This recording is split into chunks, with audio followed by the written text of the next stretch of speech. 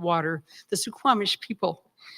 As Chief Seattle said in 1854, every part of this soil is sacred in the estimation of my people. Every hillside, every valley, every plain and grove has been hallowed by some sad or happy event in days long vanished. Expert fishermen, canoe builders, basket weavers, the Suquabs live in harmony with the lands and waterways along Washington's central Salish Sea, as they have for thousands of years. Here, the Suquabs live and protect the land and waters of their ancestors for future generations, as promised by the Point Elliott Treaty of 1855.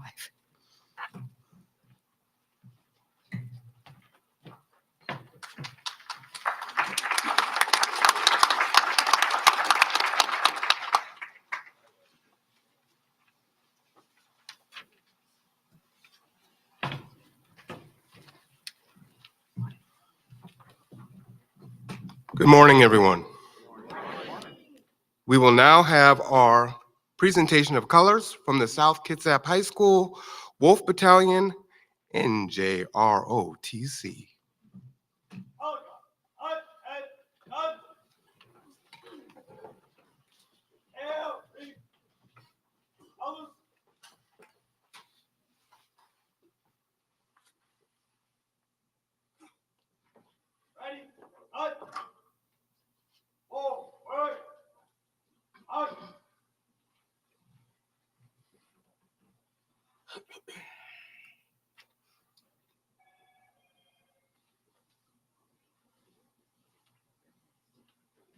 Out to march, march, left, right, left.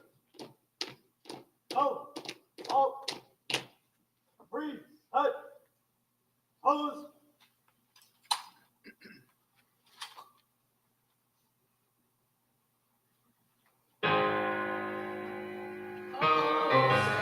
Can you see by the dawn's early light what so proudly we hailed, and the twilight's last gleaming, whose broad stripes and bright stars through the perilous fight o'er the ramparts we watched were so gallantly streaming, and the rocket's red glare, the bombs bursting in air, gave proof through the night that our flag was still there.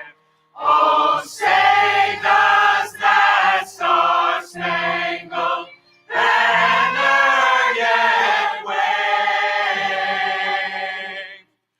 o'er the land of the free and the home of the brave?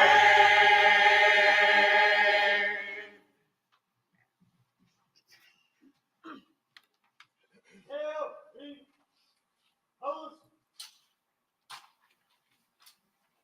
Ready, hut, forward, hut.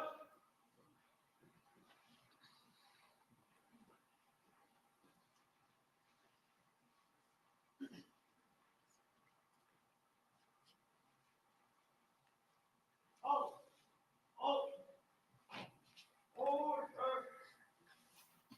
pose.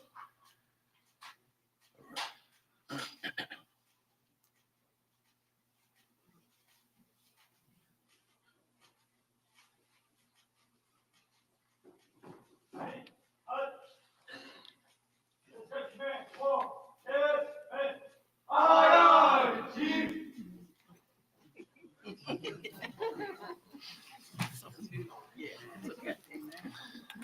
All right.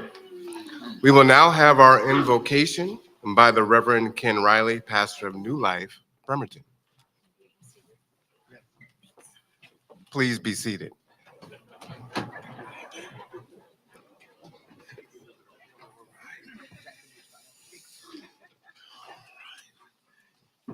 Let us pray.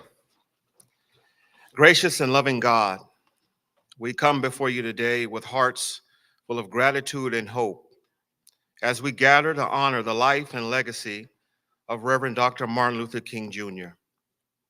We thank you for the strength, courage, and vision you gave him to stand up for justice, for peace, and for equality. We pray for your presence among us as we reflect on Dr. King's message of love, unity, and strength through nonviolence.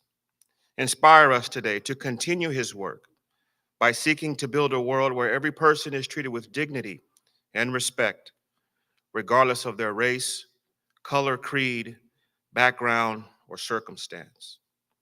May we be filled with the same compassion and resolve that Dr. King demonstrated, always striving to be light in the darkness, a voice for the voiceless, and guide us to challenge hatred with love, injustice with righteousness, and division with unity.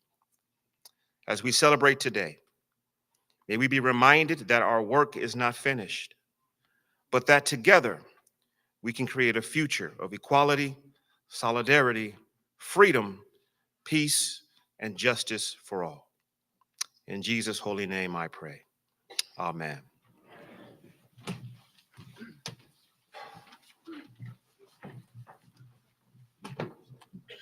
We will now have the occasion by Mr. John Ferrier, Ebenezer African Methodist Episcopal Church.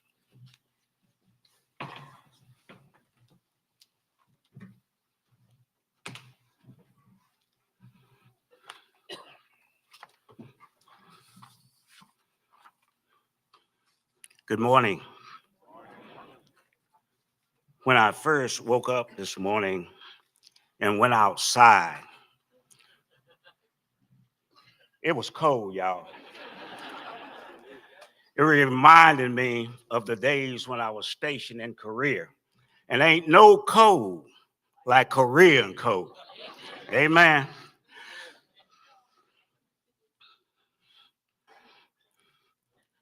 I welcome you to the Reverend Dr. Martin Luther King Jr. 31st Annual Celebration Program. Every year, on the third Monday in January, Dr. King's Day is a day of service and is observed as a day on and not a day off. The I Have a Dream speech was delivered by Dr. King during the March on Washington for Jobs, Freedom on August 28, 1963. In the speech, Dr. King called for civil and economic rights and an end to racism in the United States. Today, we celebrate the dream and continue the journey by empowering individuals, strengthening communities, bridging barriers, creating solutions for social ills, and lead us closer to achieving Dr. King's vision of a beloved community. 31 years we have presented this program here at the Kitsap County Fairground. 31 years is a long time. Over those 31 years, we have had a variety of speakers and always the Martin Luther King Choir. We have had pastors, ministers, educators, mayors, and this year we have a panel. If you attended the year before last, we had a panel, and the panel did an outstanding job. And the reason I say that, I have my panel up front right here, and they are going to be outstanding as well. Today, we have invited a variety of panel panelists from our community. And after we hear from the dignitaries on the podium, the panel will also go to work. And we thank you for coming out this morning and braving this cold weather to be with us. God bless you and enjoy the program.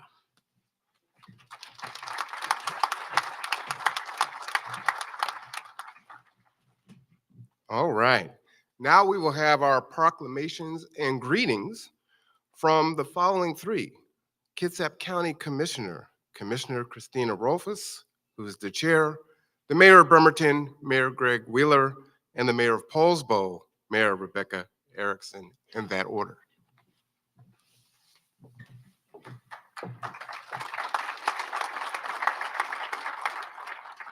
Thank you and greetings. I am Christine Rolfus. I'm one of the members of the Board of Commissioners for Kitsap County. It is my honor as the chair this year to greet you all and to read the proclamation that we approved last week. But before doing that, I'd like to introduce my colleagues who are also here. County Commissioner Katie Walters. Where's Katie? And our newest member, Orrin Root. And I'd also like to recognize that former county commissioner, recently retired county commissioner Charlotte Garrido is also in the audience. And I also want to thank Kimberly Williams. Kimberly, raise your hand. Who is our Diversity, Equity, and Inclusion Program Manager and is every day changing the culture of Kitsap County government, and who drafted this resolution. Whereas the Reverend Dr. Martin Luther King Jr. devoted his life to advancing equality, social justice, and opportunity for all, and challenged Americans to participate in the never-ending work of building a perfect union. And whereas on November 2nd, 1983, the King Holiday Bill was signed into law, designating the third Monday in January as a federal holiday to mark the birthday of the Reverend Dr. King. And whereas, in recognition of the Reverend Dr. King holiday, we celebrate and honor his nonviolent activism and leadership of the civil rights movement, protesting racial discrimination, and remember his teachings that continue to guide and inspire us. And whereas the King Holiday and Service Act, enacted in 1994, designated the King Holiday as a national day of volunteer service to encourage Americans to participate in community service projects that bring people of all backgrounds and races together for the betterment of all. And whereas the Kitsap County Board of Commissioners joins people and communities across the country in commemorating the contributions and teaching of the Reverend Dr. King, now therefore be it resolved that the Kitsap County Board of Commissioners does hereby proclaim Monday, January 20th, 2025 as the Reverend Dr. Martin Luther King Jr. Day, and will join local community celebrations, including this one and one on Bainbridge Island yesterday. Adopted this 13th day of January 2025, signed by the Board of County Commissioners, Christine Rolfus, Orrin Root, and Catherine T. Walters. Thank you all.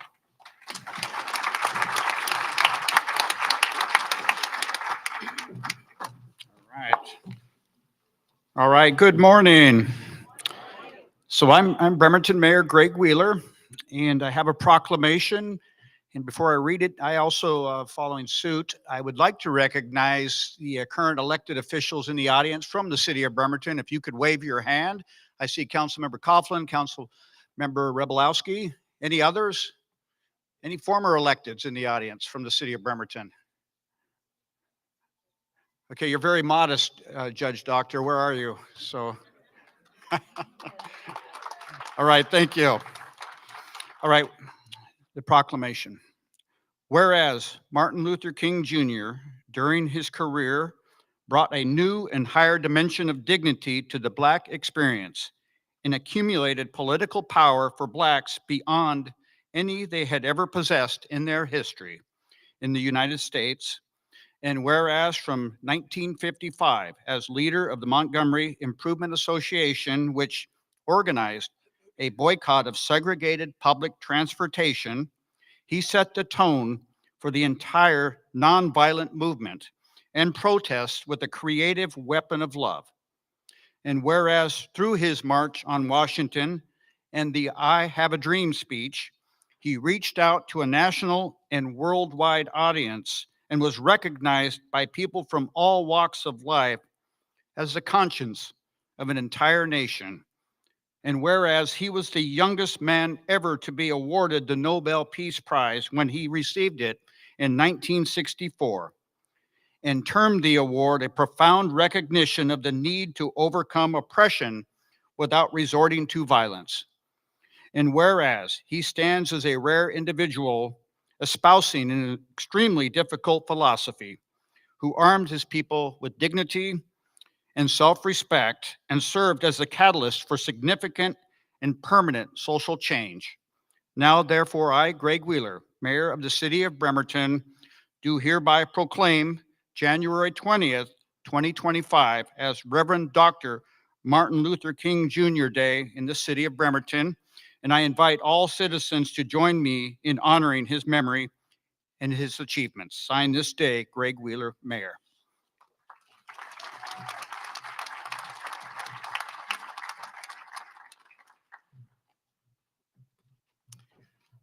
Good morning. I'm Rebecca Erickson. I'm Mayor of the City of Paulsbo. And I want to first call out Councilmember Ed Stern, who is in the audience. Is there anyone else from the City of Paulsbo here? Okay. Before I read the proclamation that the City Council, I read the City Council, the last council meeting, I want to say just a couple words. I think I said this last year and the year before, so I'm going to repeat it. Martin Luther King Jr., first and foremost, was a pastor. He was a pastor where so many people saw fear and anger. He saw love and hope and forgiveness because he was a pastor. So on this day, renew your faith in your fellow human beings. Do what he did, which is to see love and hope overcome fear and hate. Okay, with that, I'm going to read the proclamation. Whereas the civil rights movement of the 1960s has profoundly impacted the course of American history and continues to shape the direction and debate of our society. Whereas one of the great leaders of the 20th century movement is Dr. Martin Luther King Jr., whose dream is no less inspirational and important today than when he first expressed it over 60 years ago. And whereas, even with the gains of the civil rights movement over the years, there are many goals and needs that must be pursued to continue our commitment to achieve justice in our society, including a commitment to economic justice in the face of increasing disparity between rich and poor.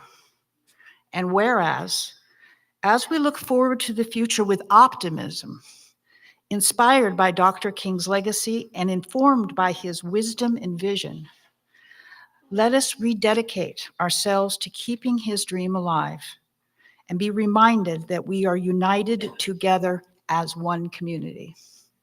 Therefore, I, Rebecca Erickson, Mayor of the City of Paulsbo, Washington, do hereby proclaim January 2025 as Dr. Martin Luther King Jr. Day and encourage all of us to recommit ourselves to achieving Dr. King's dream. Thank you.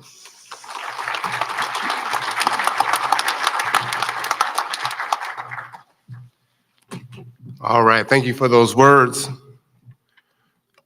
would like to know, how many of y'all have been here before? Show of hands. All right. How many of you is it your first time? All right, that's what I'm talking about. You are in for a treat. I look forward to this every year, the MLK Community Choir.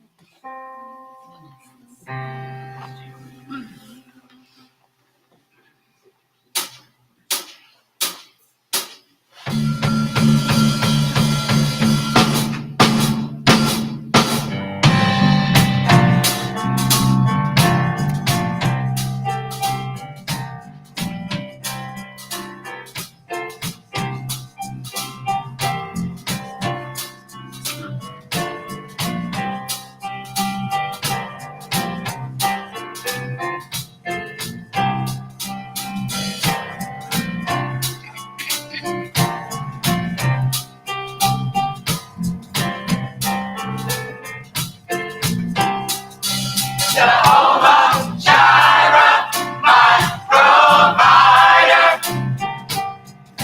That's what he is to me. Jehovah Jireh, my provider.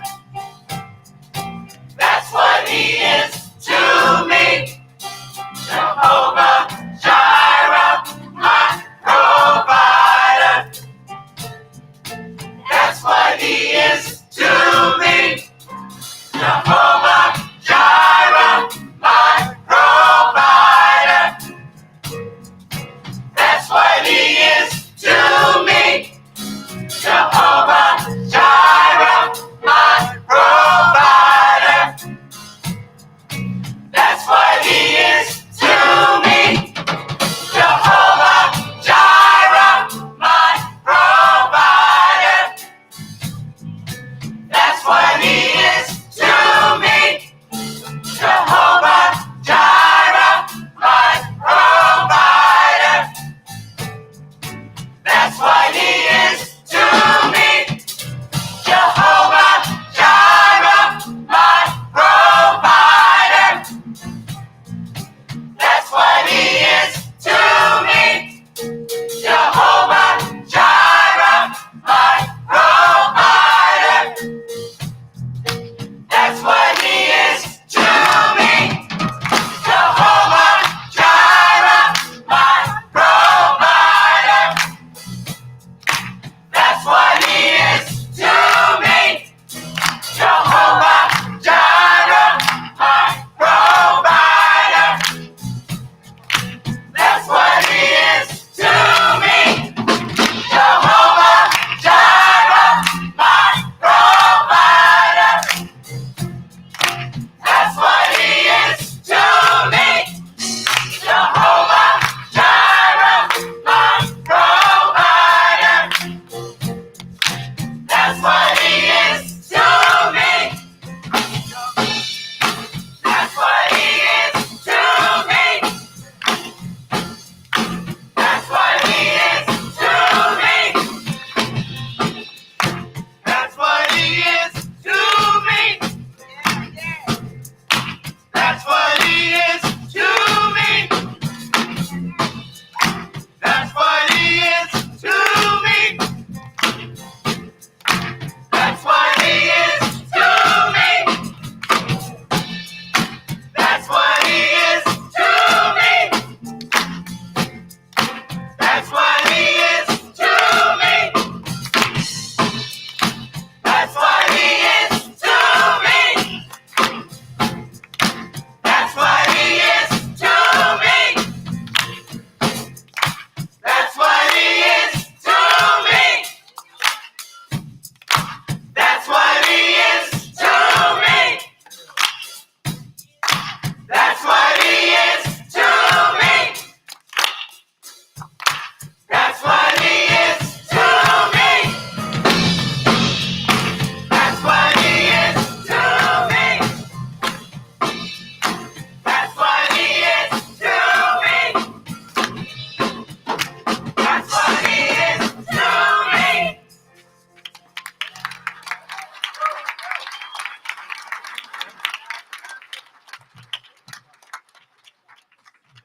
I told you. And I love the voices, and I'm usually a drum person, but that bass. Boom, boom. All right, so now we're going to have greetings in this order from our mayor of Bainbridge Island, Mayor Joe Dietz, the president of the NAACP, Mr. Robert Harris, Dr. Marty Kovalitz? Kovaluzzi? Thank you. President of Olympic College, and of Bama, the Reverend Dr. Frankie Coleman, president.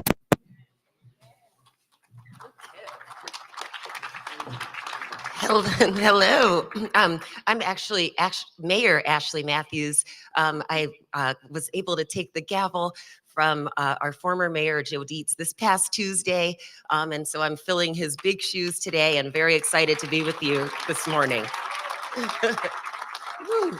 it was very fitting that one of my first roles as mayor this past Tuesday was to read our proclamation for Dr. Martin Luther King Day. And this past, I believe over the weekend, I went to see the Bob Dylan movie, which was A Complete Unknown. And in one of the scenes, he's walking with his girlfriend down in the village on West 4th Street. And she's talking about going uptown to a meeting for CORE. She's volunteering. And CORE was the Congress of Racial Equality. And during that time, my grandmother, Bernadine Wesley, was the membership director of CORE from 1962, I believe, to 1968. And, I wish I had asked her more questions about these things, because I went home last night at Sunday dinner. My parents, who moved from New York City 2 years ago to Bainbridge, I said, Mom, what celebs did Grandma work with? I want to know the celebrities. And she said, I didn't care about all that. I didn't ask her. I just wanted to know what cute guys were coming over, because Stokely Carmichael would bring all his friends.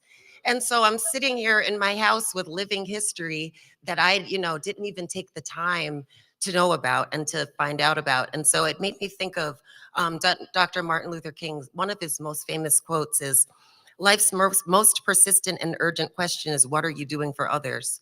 Well, I know we have a lot on our to-do lists. Just by you being here, we do a lot. And so I would ask you to think about it more of like, what are we doing with each other? How are we connecting with each other? Who are we collaborating with? Which intergenerational relationships do we have? What are we asking of our elders? So all of those things I thought about today as I got to be before you. So it's an honor. I love you all. Let's love each other. And I'll read our proclamation. There's some power in hearing all the proclamations from our different communities. A proclamation by the City Council of the City of Bainbridge Island, Washington, recognizing Dr. Martin Luther King Day Jr., Dr. Martin Luther King Jr. Day on January 20th, 2025. Whereas the Reverend Dr. Martin Luther King Jr., who was born on January 15th, 1929, dedicated his life to promoting peace, freedom, equality, and justice for all through nonviolent means. And whereas federal and state legislation has recognized Dr. King's legacy as one of America's outstanding civil rights leaders by adopting his birth date as a national event on the third Monday of January. And whereas on August 28, 1963, Dr. King, as part of the March on Washington, delivered a historic speech at the Lincoln Memorial, which called for an end to racism in the United States. And whereas Dr. King and the Civil Rights Movement helped change public policy from segregation to integration, resulting in the repeal of post-Reconstruction era state laws mandating racial segregation in the South, known as Jim Crow laws, thereby leading to the passage of the Civil Rights Act of 1964, the Voting Rights Act of 1965, and other anti-discrimination laws aimed at ending economic, legal, and social segregation in America. And whereas Dr. King and the Civil Rights Movement helped change public policy from legal and socially acceptable discrimination and segregation to an open and accessible policy of racial integration, leading to equal participation and access to primary and higher education, housing, employment, transportation, federal, state, and local government elections, and other aspects of public policy relating to human rights. And whereas Dr. King stated in his speech, I say to you today, my friends, even though we face the difficulties of today and tomorrow, I still have a dream. It's a dream that one day this nation will rise up, live out the true meaning of its creed. We hold these truths to be self-evident, that all men are created equal. And whereas Dr. King believed the service was the soul's highest purpose, and whereas Dr. King once said, life's most persistent and urgent question is, what are you doing for others? Americans across the country will answer the question by coming together to honor Dr. King, by helping their neighbors and communities through the thousands of service projects spread across 50 states. And whereas Bainbridge Island residents are encouraged to observe the holiday, not only by reflecting on Dr. King's legacy, but also by attending the annual Martin Luther King Day celebration with Liberty and Justice for Whom at the Bainbridge Island Museum of Art yesterday, put on by Kitsap Erase, which is the Kitsap Equity, Race, and Community Engagement Coalition, Living Arts Cultural Heritage Project, and Emmanuel Apostolic Church, and also by actively serving others and working towards anti-oppression every day. And whereas national and international events teach us the unfortunate lesson that the age of racial violence and hatred has not passed, and that now, as much as any time, Dr. King's call for radical structural and social change should be heeded by all. Now, therefore, I, Ashley Matthews, Mayor of the City of Bainbridge Island, on behalf of the City Council, do hereby proclaim Monday, January 20th, 2025 as Dr. Martin Luther King Jr. Day. Thank you.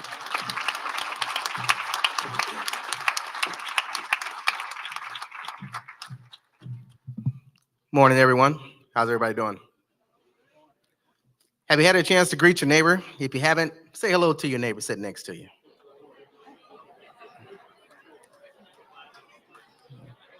All right, and see, now that's how we get the morning going just right. Say hello to your neighbor.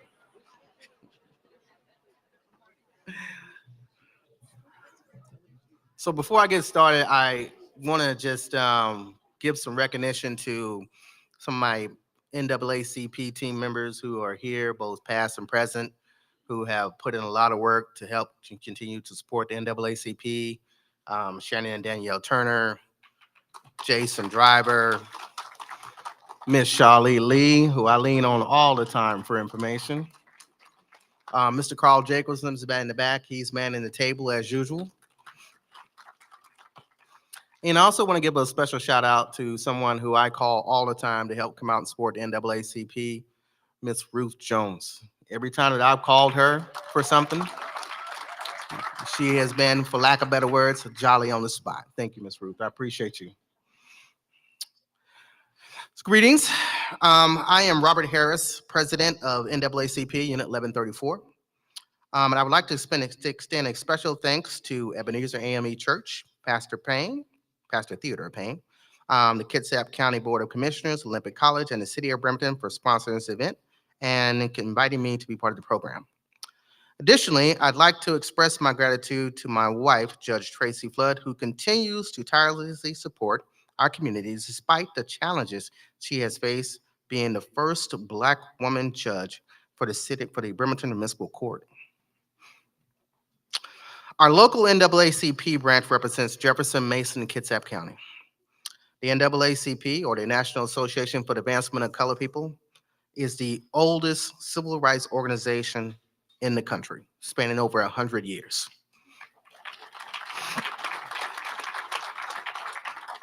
The mission of the NAACP is to achieve equity, political rights, and the social inclusion by advocating for policies and practices that advance human and civil rights, eliminate discrimination, and enhance the well-being, education, and economic security of Black people and all persons of color. Membership for the NAACP is open to all community members as long as you support the vision of the NAACP. And I invite you all to join the fight for what's right. It is truly an honor to be amongst my community members, friends, and family for this 31st annual celebration honoring one of the most influential figures in both Black history and American history, Dr. Martin Luther King. Today, we gather to honor the life and legacy of Dr. Martin Luther King, a man who dedicated his life to fight for equality and justice. As we reflect on his remarkable achievements and the enduring impact of his work, it is essential to remember not just the dream he so famously articulated, but the relentless effort and courage he demonstrated to pursue that dream. Gave his life pursuing that dream. Dr. King once said, "Injustice anywhere is a threat to justice everywhere." These words remind us that the struggle for civil rights is not confined to any one community, but is a universal challenge that requires the collective effort of us all. His leadership during the civil rights movement of the 1950s and 60s was pivotal in dismantling institutional racism, securing landmark victories such as the Civil Rights Act of 1964 and the Voting Rights Acts of 1965. You know, and one of the things that I have learned about Dr. King, and kind of going off script here a little bit, but He was a unifier. He brought people from all different backgrounds together for common goals. And this is what we need to do here in Kitsap County. We need to start working together, especially now. There's a lot of things going to be happening over the next 4 years. And a lot of community members are going to be affected negatively by that. And we need to come out and support. You need to come out and support organizations who are doing good work in the community. Pastor Johnson, doing great work, working with law enforcement and working in the community. Pastor Coleman, Pastor Usen, others that are here. You know, there's a lot of you here today. Darrell Riley here from Up From Slavery is doing great work in the community, providing resources. You know, he has a passion for helping others who are coming out of the judicial system and helping them get on the right feet, get on the right foot. So please make sure you come out and support these organizations. So Dr. King's work went well beyond advocating for civil rights. He also addressed issues for economic justice, poverty, and war. He understood that true equality could only be achieved when all individuals, regardless of their background, had access to opportunities and resources necessary for a dignified life. As we commemorate Dr. King's legacy, let us remember that the work is far from complete. Inequality and discrimination still exist in various forms, and it is our responsibility to continue to fight for justice. Let us draw inspiration from Dr. King's unwavering commitment to nonviolence, his profound love for humanity, and his belief in the power of collective action. Remember that, collective action. That's how we really make change, people, collective action. And as we move forward, there are many old and new challenges to be faced. Our BIPOC community continues to be under attack via voter suppression, institutional racism, economic disparities, education inequality, poverty, lack of diversity, equity, inclusion, and access to affordable health care, just to name a few areas of concern. In celebrating Dr. Martin Luther King Jr. Day, we affirm his commitment to the principles he stood for: equality, justice, and love. Let us honor his memory by working tirelessly to build a society where everyone is treated with respect and dignity, where every voice is heard, and where Dr. King's dream of a beloved community becomes a reality. Peace and love to you all as we work to unify for common causes on a day where we celebrate arguably the greatest civil rights leader in the world, the great Dr. Martin Luther King Jr. Thank you.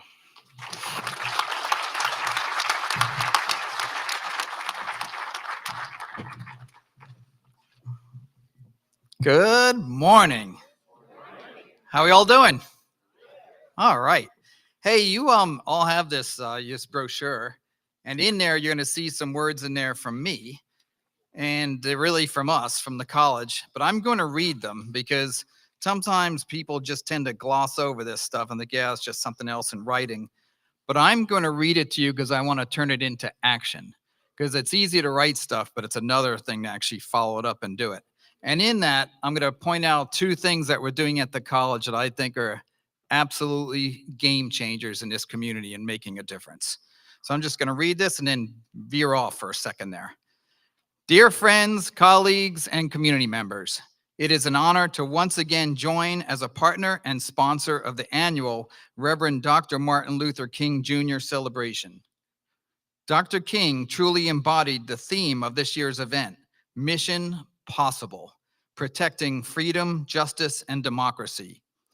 As we celebrate 31 years of honoring his life and work, we are reminded that Dr. King faced seemingly insurmountable challenges in his pursuit of racial equality. Yet, his unwavering efforts led to transformative reforms, including the Civil Rights Act. His journey reminds us that no matter how daunting the challenges, the mission is possible when we come together in solidarity and hope. At Olympic College, equity is central to our mission. This commitment drives us to provide access to education for all members of our community. Recently, we launched an equity scorecard on our data dashboard to enhance our programming and services through data-informed decision-making. What this scorecard does is actually breaks everything apart by race, ethnicity, age, gender, etc. We can break it apart 12 different ways at least. And then we look and just analyze how people are doing and how groups are doing and actually say, okay, wait, why isn't this group doing as well as this other group? And then we actually make a plan to address it. That's one thing. The second thing is, additionally, new services like OC Anywhere provide all students with access to advanced computer software at no cost, ensuring equitable access for learning and success. And what that means is you can be a student at the college, and it doesn't matter if you have to buy software for a program that you're in, engineering or whatever it is, you don't have to buy it anymore. You can be anywhere in the world and log on to a computer and use your password, and every single software that you needed for your programs pops up and it's there all the time. Thank you. Yeah, thank you. It is a game changer for our community. It's the first time that's ever happened. I think that's wonderful. Dr. King continued to lead the march towards racial equity despite facing persistent challenges.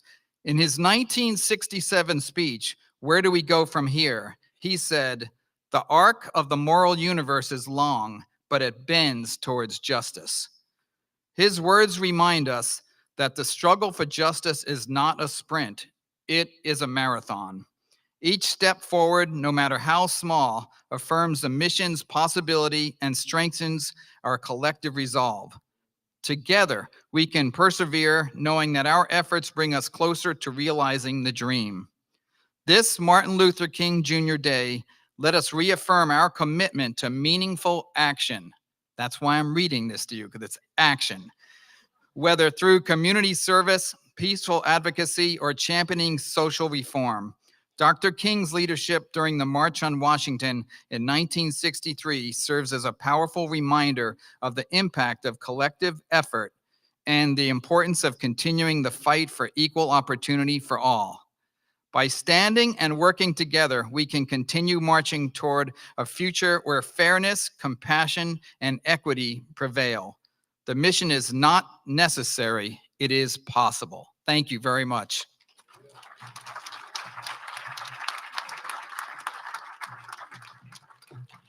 Good morning. Come on, let's just thank Olympic College for the work that they are doing, and awesome job, Doc. Thank you so very much. Let me begin by saying good morning. I'm pleased. I just want to allow me time to express my appreciation to the Ebenezer AME Church. Let's thank God for Ebenezer AME Church for taking the lead and leading us, of course, with their staff and all of the sponsors who continue to support this Martin Luther King celebration. My name is Pastor Frankie Coleman, and I want to say thank you for allowing BAMA to participate in this year's celebration. BAMA is the Birmingham African American Ministerial Alliance. Come on, look at somebody and tell me, BAMA means the Birmingham African American Ministers Alliance. I'm very grateful and thankful that you guys allowed us time to participate this morning.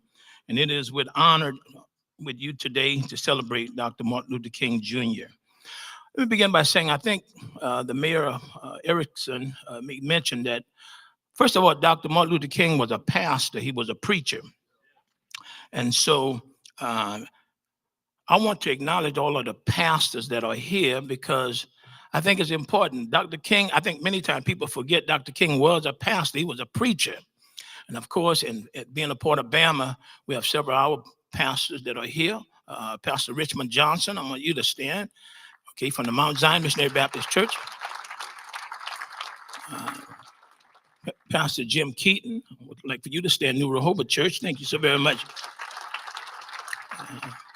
Pastor Ken Riley, you stand, he's right here, yeah. course, we have Pastor Floyd Houston of the Emmanuel Apostolic Church right here. Also, I don't think he's here today, Pastor James Triplett. Not here today, okay. Also, Pastor Shannon Thomas, his dad is here, he can stand for him. Okay. Also, we have Pastor Dennis Payne, I think he's here. Not Dennis Payne, Theodore Payne. Theodore Payne. He's the pastor of Ebenezer Church, he's back here. And then we have also Pastor Nathaniel Kinlow, who's here as well. He's pastor of the Faith Temple Church. So we're very thankful for all of these pastors and grateful. And I think many times people forget Dr. King was a pastor. Of the many roles that he had, he was a pastor. And that's one of the roles I think many times we forget. Many labels, of course, have been attached to him during his lifetime. Sometimes they called him a civil rights activist. He was called a social activist, a social change agent, a world figure. But I think he thought of himself first and foremost as a preacher, as a Christian. And so today I want to read just 3 verses from Matthew 5. It said, "You have heard that it was said, you shall love your neighbor and hate your enemy. But I say to you, love your enemy, bless those who curse you, do good to those who hate you, and pray for those who spitefully use you and persecute you, that you may be sons of your Father in heaven, for he makes his sun to rise on the evil and the good, and sends rain on the just and the unjust." This message was, we got to learn to love our neighbor. When you look over at somebody and said, "I love you," and there's nothing you can do about it. Come on, look over at somebody else and tell them, "I love you," ain't nothing you can do about it.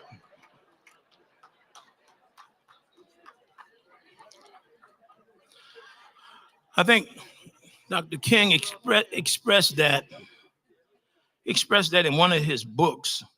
One of his books he had, it's called The Strength to Love. I think it's a must read. If you haven't read Strength to Love, it's a must read that have, I think, touched and guided the lives of many people. And in this book, Dr. King have a sermon that was entitled "Loving Your Enemies," from the words of Matthew 5:43-45, what I just read.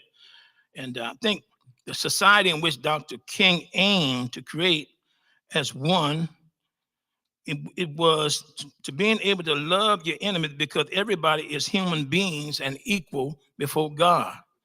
So you got to learn to love people, even though you might not like them, you got to love them.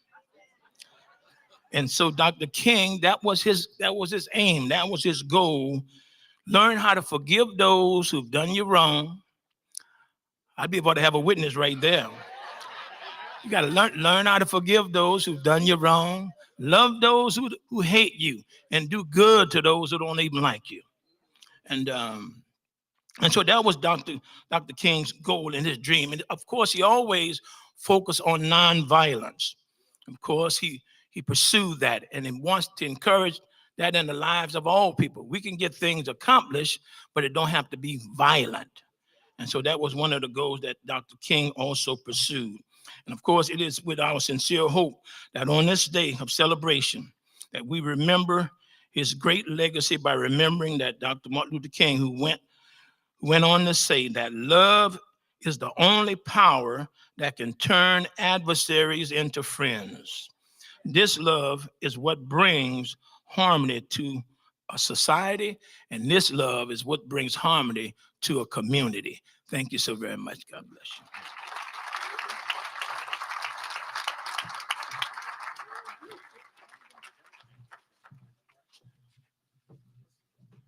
Can we give an applause to everyone that is on the panel again?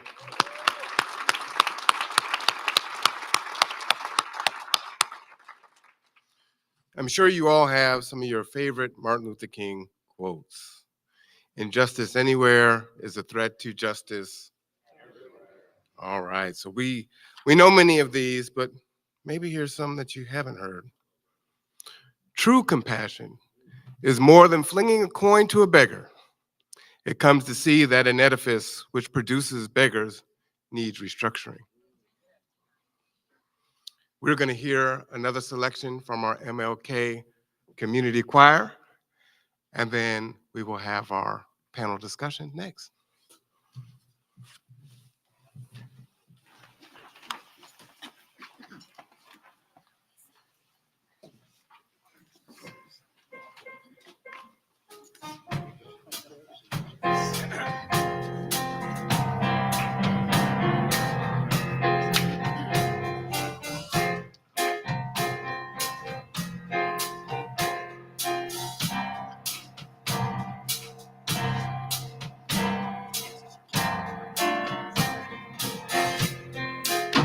Ain't gonna let nobody turn me around, turn me around, turn me around. Ain't gonna let nobody turn me around. Keep on walking, keep on talking, walking out to freedom land. Ain't gonna let nobody turn me around, turn me around, turn me around. Ain't gonna let nobody turn me around. Keep on walking, keep on talking, walking out to freedom land. Ain't gonna let our trials turn me around, turn me around, turn me around. Ain't gonna let hard trials turn me around. Keep on walking, keep on talking, walking out to freedom land. Ain't gonna let persecution turn me around, turn me around, turn me around. Ain't gonna let persecution turn me around. Keep on walking, keep on talking, walking up to freedom land.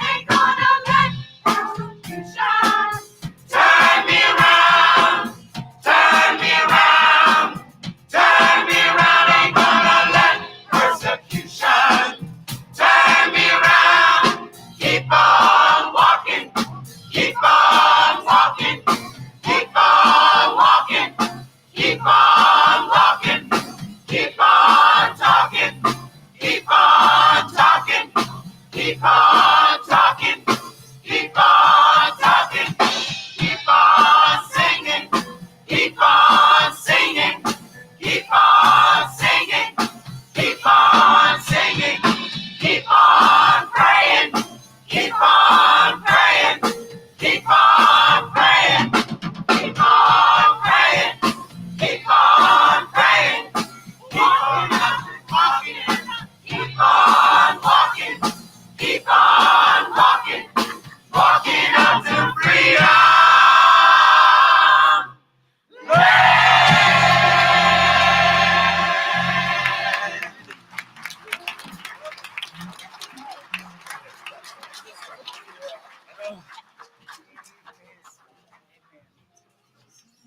Back at the mic one more time. Hey, I just want to say, I want to give a special thanks to Mr. Marwan Cameron for being our MC today. And I also want to thank Marwan for his continual support of NAACP. He does a lot to come out and support the NAACP and in the community as well. So, you know, he comes to all of our events, he tapes it, gets it out to the community. So I just want to say I appreciate him for that.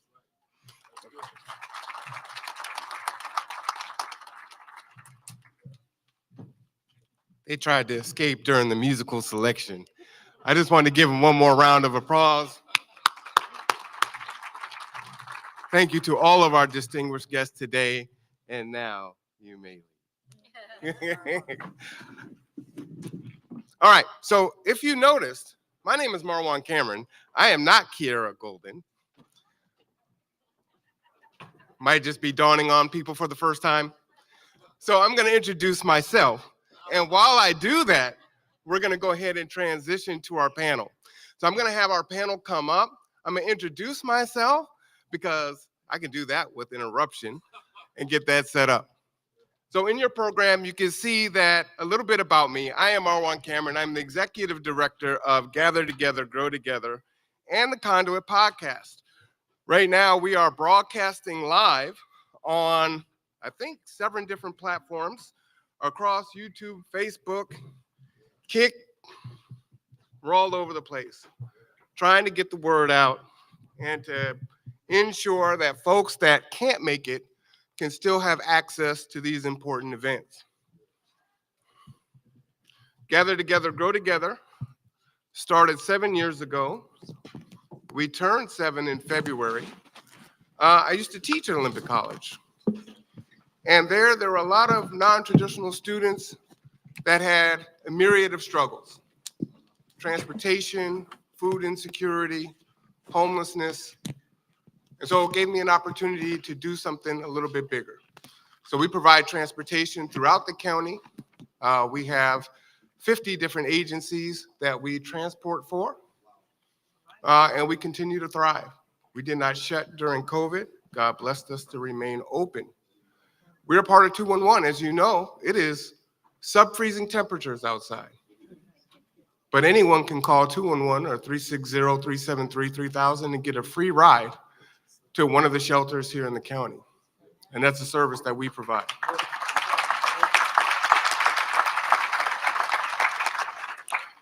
One thing that's not in here is I believe that I've been charged. I ran for city council last year. I lost by 52 votes. The person who beat me is here, Jane Rebolowski, District 4. What's important about that is Jane comes on to my podcast once a month and we talk about the issues. Because at the end of the day, only one person can occupy the seat. But that seat serves the community. And so whether you're occupying the seat or you're sitting as a citizen, there's still work to do. And so that's how I can do the work to help get information into the community and to create that conduit. See what I did there? Podcast called The Conduit. With the community and our city council. And so I want to thank Jane for her grace and all the work that we do and will continue to do. Thank you, Jane. Now, if you listen to my concession speech, which happened at Mount Zion, thank you, Pastor. I didn't know it was my concession speech at the time. I said there was work that still needed to happen. That regardless of whether I won or lost, forward I had to go. And the way that looks, it's also in your pamphlet, is we are starting a 501c4, getting political, the League of Black Male Voters. Now we have the League of Women Voters, which is awesome, been around for more than 100 years, and we're patterning some of the things that we do after their success. But we need to advocate for our Black boys and our Black men. If you look at what is happening nationwide with suicides, literacy rates, incarceration, job and career outcomes, all of those things we rank in the bottom still in 2025. So our hope is to find folks in the community that have the temerity, the unmitigated gall to run for office, to occupy those spots, to bring their voice of their community and say, hey, this is important. We need this, we need that. Listen to us. And it's been hard to do because many of us are very apathetic. Oh, there's an electoral college. Our vote doesn't count. Nothing's ever going to change. We can change that. Our vote does count. That's the greatest trick, right? Down ballot's more important than the presidency. Everything pushes up, but they make you think it pushes down. So that's a little bit about me. But we have a distinguished panel here today. And I want to introduce them all. And unfortunately, as a teacher, we're horrible with names. Please give me grace. About 7 or 8 weeks into the quarter, that's when I know the names. Leomi, please tell me your last name. Preciado. Did I get the R? Leomi is a proud trans woman of the Filipino, Mexican, and Indigenous American ancestry. Naomi is originally from Orange County, California, and has called Bremerton and the Kitsap Peninsula home for the past decade. Naomi works as a certified peer counselor who provides services to adults who experience mental health and/or substance abuse. As a person who lived with lived experience with homelessness, Naomi is a fierce advocate for marginalized communities and those most impacted by the systems of power and structures. She assists by empowering people to utilize their voice to self-advocate and influence decision makers in focusing on justice, equity, diversity, and inclusion as part of the solution and law implementation. Naomi is often a fixture in Olympia year-round. During session, Naomi is seen training people on how to tell their story when meeting with elected officials and testifying for bills that have profound impact on those who are marginalized. Naomi has worked in collaboration and partnership with the National Alliance to End Homelessness, Washington Low-Income Housing Alliance, Washington Recovery Coalition, Washington Community Connectors, and the Washington State Society of Clinical Social Work to help dismantle stigma and increase understanding and awareness on how to combat homelessness and help educate service providers on transgender history and healthcare. Naomi has been part of various boards and committees like Disability Rights, Washington Mental Health Advisory Committee, Office of Recovery Partnership Advisory Committee, Bremerton Race Equity Advisory Committee, Quincy Jones Mural Committee, 23rd LD Dems, Kitsap County Dems, and as a previous president of the United Peers of Washington. She currently serves as the chair of the Young Dems of Kitsap Peninsula and the vice president of government and political affairs for the Young Dems of Washington.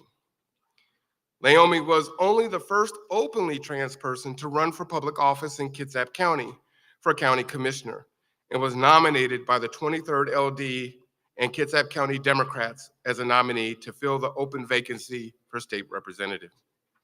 Through her extensive work in the community, Naomi has been honored by the Disability Rights Washington for her work on True Blood, awarded Kitsap 20 Under 40 Award by Leadership Kitsap, and the recipient of Representative Tara Simmons Champion of Justice Award.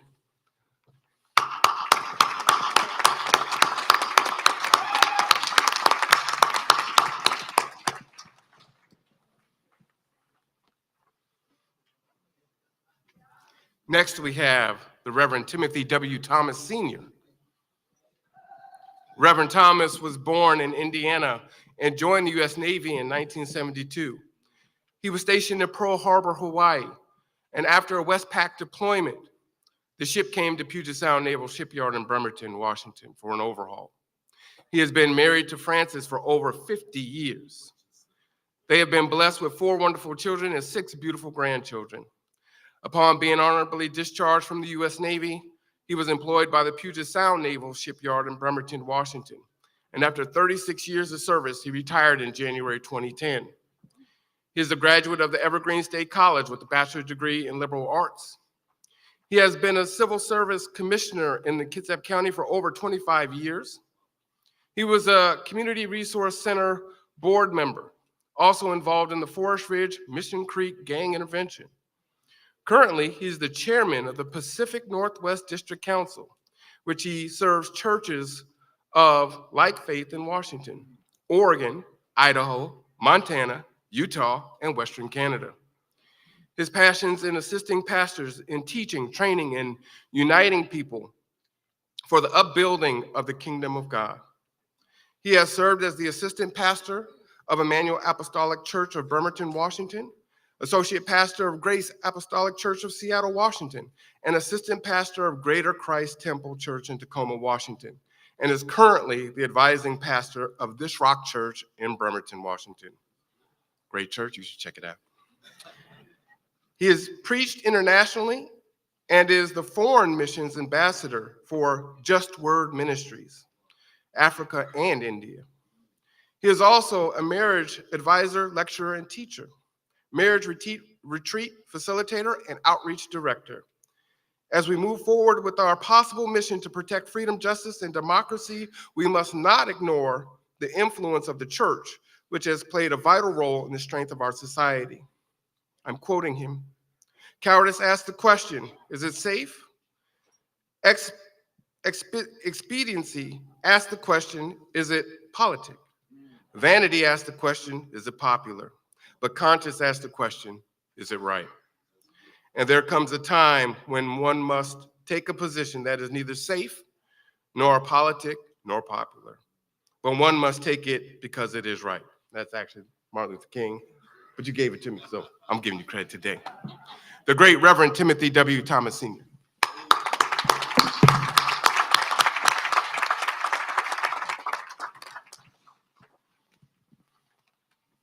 Our next panelist, Martita May, moved to U.S. from Mexico in the early 90s.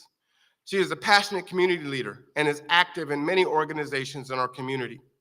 She has been strengthening families as an educator with the WSU Extension Program, with a domestic violence advocate with the YWCA, and as an educator for the Spanish DUI Victims Panel in Kitsap County. She was honored as Women of Achievement for 2009 by the YWCA. She is the co-founder of the Kitsap Immigration Assistance Center, Kitsap Mesa Redonda, 9/11 SOS, and Kitsap Advocating for Immigrant Rights and Equity. She is the convener for the program. Let's Graduate Kitsap in Mason County, that she, Bishop Robinson, and former OC president started and passed it on to Kitsap Strong. Also, she has Charlando con Martita podcast that is airing on the Conduit. That's mission is to provide resources and empower young students and their parents to continue their education. Martita is involved with many organizations advocating for Hispanic immigrant rights. She's part of the Professional Leaders of Color Committee, Kitsap Racial Equity and Empowered Fund, the Conduit podcast, just to mention some of them. Martita currently works at the Kitsap Public Health District with the Parent-Child Nursing Family Partnership Program and the Olympic College, assisting ESL students to be successful. Also, in the past year, she has coordinated the 9/11 SOS event, community health fairs, community vaccination, dental and medical clinics, back-to-school events, as well as worked with the Mexican consulate in Seattle on health and wellness programs. She has also worked with many social service agencies in Kitsap County to improve access to resources for immigrants in our community. She put together the first Latino health fair and resources in Kitsap County, bringing organizations and agencies from Seattle to serve our community, but also bringing to the fair and entertainment, such as the local musicians band, folklore dance groups. She is in charge of the Hispanic radio station from Seattle. For the 2012 celebration of Hispanic Heritage Month, the NFL and the Hispanic Heritage Foundation have partnered for the second annual NFL Hispanic Heritage Leadership Awards. The awards recognize the contributions of Hispanic leaders of each NFL market. Each award recipient will be recognized in the stadium at a Hispanic Heritage game in their local market. The Seahawks have chosen Martita May. Co-founder and former executive director of the Kitsap Immigration Assistance Center, as a recipient of the NFL Hispanic Heritage Leadership Award, an award for the Kitsap County's preeminent advocate for Hispanic residents, netted a stronger relationship between those residents and Mexico's representative in state.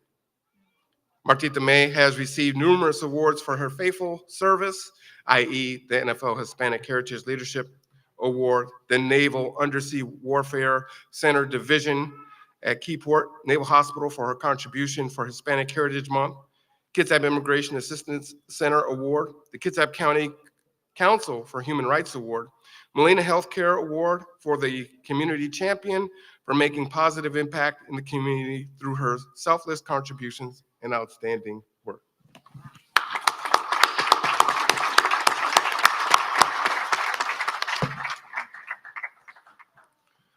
Rory Mansky, all right, is a junior attending Olympic College as a full-time Running Start student. She enjoys writing, fashion, and activism, and is currently pursuing an associate degree in marketing. Roy won an honorary award at the Washington Journalism Education Association in photojournalism in 2024. Roy has been an active member of the Kitsap Black Student Union for over a year. She has been recognized as a culturally active student in school and community. And KBSU has provided a platform to amplify her voice even more. She believes that joining KBSU has been transformative and allowed her to tap into her leadership and advocacy calling. Everyone doesn't find their purpose so young, but Rory has found hers. Through collective voice, cultural awareness, art, celebration of culture, and skill building, she has found a sense of belonging, empowerment, and resiliency within the community.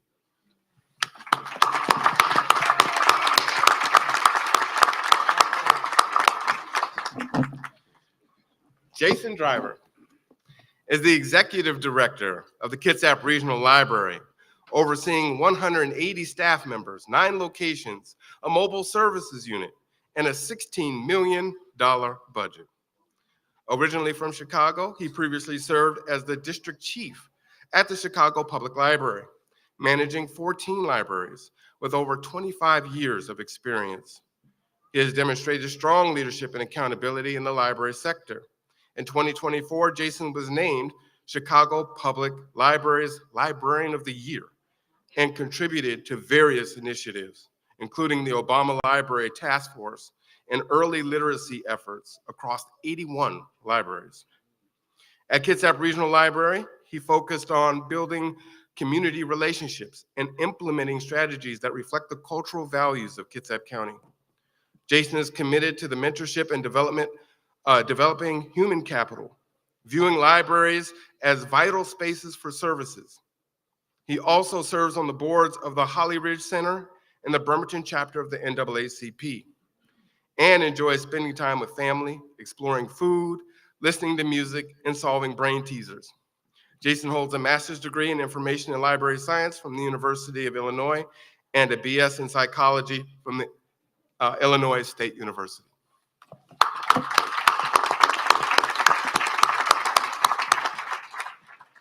And if you didn't know, our library system turned 80 this year.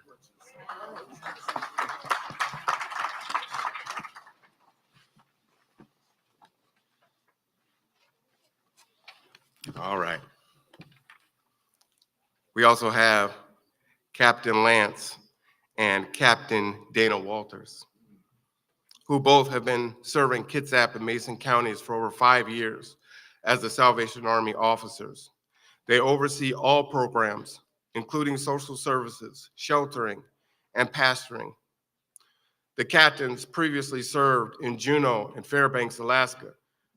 Captain Lance and Dana are both ordained ministers and hold degrees in ministry. Now, while that's all that it is said, I'm going to take some liberties here. We just went through COVID, yes? Salvation Army did not close. They were responsible for that, for our unhoused to stay safe. When that pandemic was just new and we didn't know what it was doing, they persevered. While we're waiting for other shelters to be erected, they stand ready, keeping their doors open, feeding, housing, counseling, providing love to the residents here in Bremerton and in the county. And that can't be understated. To the captains.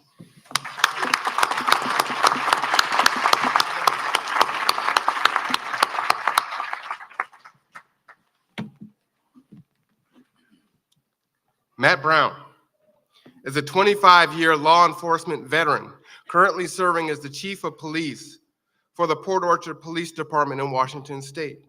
Chief Brown is the plank owner of the Lakewood Police Department before his appointment to the command level position. He served in various investigative and leadership roles to include vice, narcotics, property crime, patrol, court security, and SWAT. Chief Brown holds an executive master in public administration from the University of Washington and a BA in sociology from the University of Puget Sound. He's a graduate of the Northwest University's School of Police Staff and Command, the FBI's inaugural National Command Course, Peirce Senior Management Institute for Police, and the FBI's Leaders Trilogy. Chief Brown serves on executive boards of the Kitsap County Law and Justice Council and the Kitsap Critical Incident Response Team. He is the president of the FBI National Command Course Association, and he chairs the Kitsap County Law Enforcement Executive Group and is a member of the Strategic Advisory Board to Kitsap 911. Chief Brown is the co-chair of the Professional Service Committee for the Washington Association of Sheriffs and Police Chiefs, serves on the Accreditation Commission, and is a statewide accreditation assessor and mentor.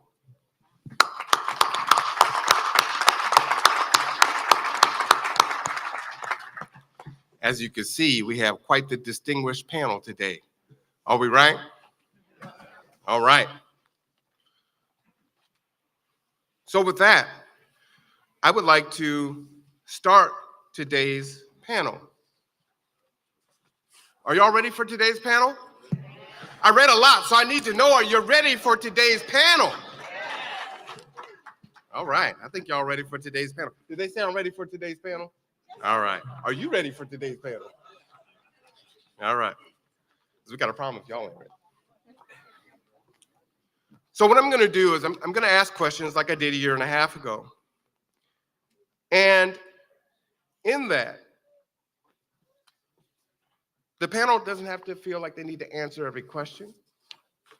May even have one that just really speaks to you. If someone speaks and they prick your heart and you want to add something to it, please do so, but succinctly, as we want to try to get through all of it and be as full as possible. Our first question is homelessness and evictions are increasing nationwide. What can you do or doing to address homelessness and its challenges while fostering compassion, safety, and support for all? I'll jump on that one. First, I want to say, wow, I am humbled to be even sitting on this stage with such amazing people. What an incredible place we live with such incredible people. I know that we can do amazing things. Mission possible, right? We've got the people. So I think when I really think about homelessness, I think that we have to have the correct perception of homelessness. Many people think, let's just build a building, we'll stick everybody in and it'll work. But that's not true. Do all of you live in the same kind of house? No. If you have 6 kids, you live in a big house. Hopefully, you have room. When we place people in housing, it's where they can thrive and survive, right?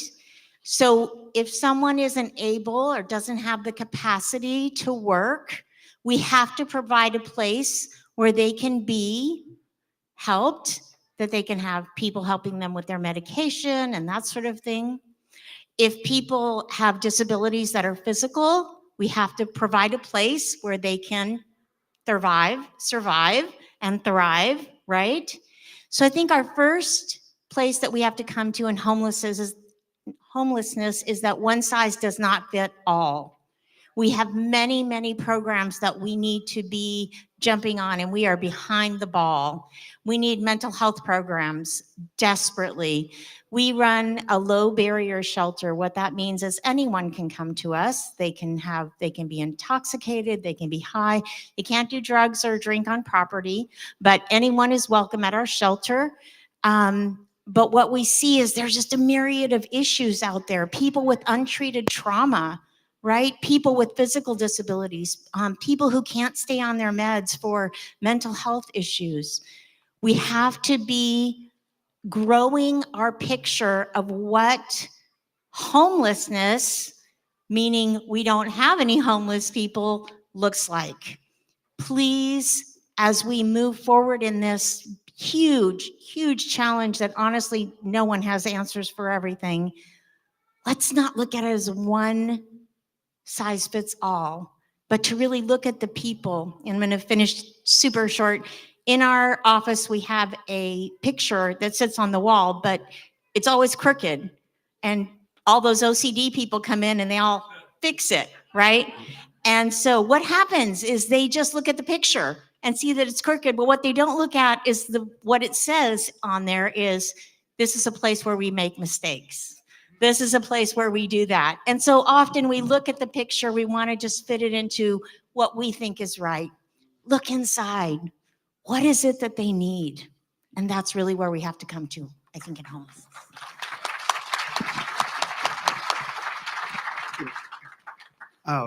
Thank you for letting Captain Dana and I to be here this morning. Just to tag on what Captain Dana was saying, I have learned so much in the past 5 years being here. We didn't operate sheltering in our previous appointments. So what I say by learning is I can't just expect people to do things when they're in that survival mode. One really big important thing is I've learned to listen a whole lot more, but I got a long way to go in my approach, in my conversations with people. But listening is a huge thing because then you can hear people's story. And part of their story is a part of how they're wanting help in the directions that they're wanting to go in getting housing, going in a place where they're getting the help that they need, whether that's, and we say addiction or mental health, but that's not the whole picture. We have elders that are on the streets for various reasons. So it's not somebody who's 20, it's not somebody who's whatever the picture it is that you think that a homeless person is. But they have a story. They have they've had a life before, and somewhere it had taken them, whether it's bad decisions or just life in general, medical reason or anything. But hearing their story goes a long way in allowing you to help.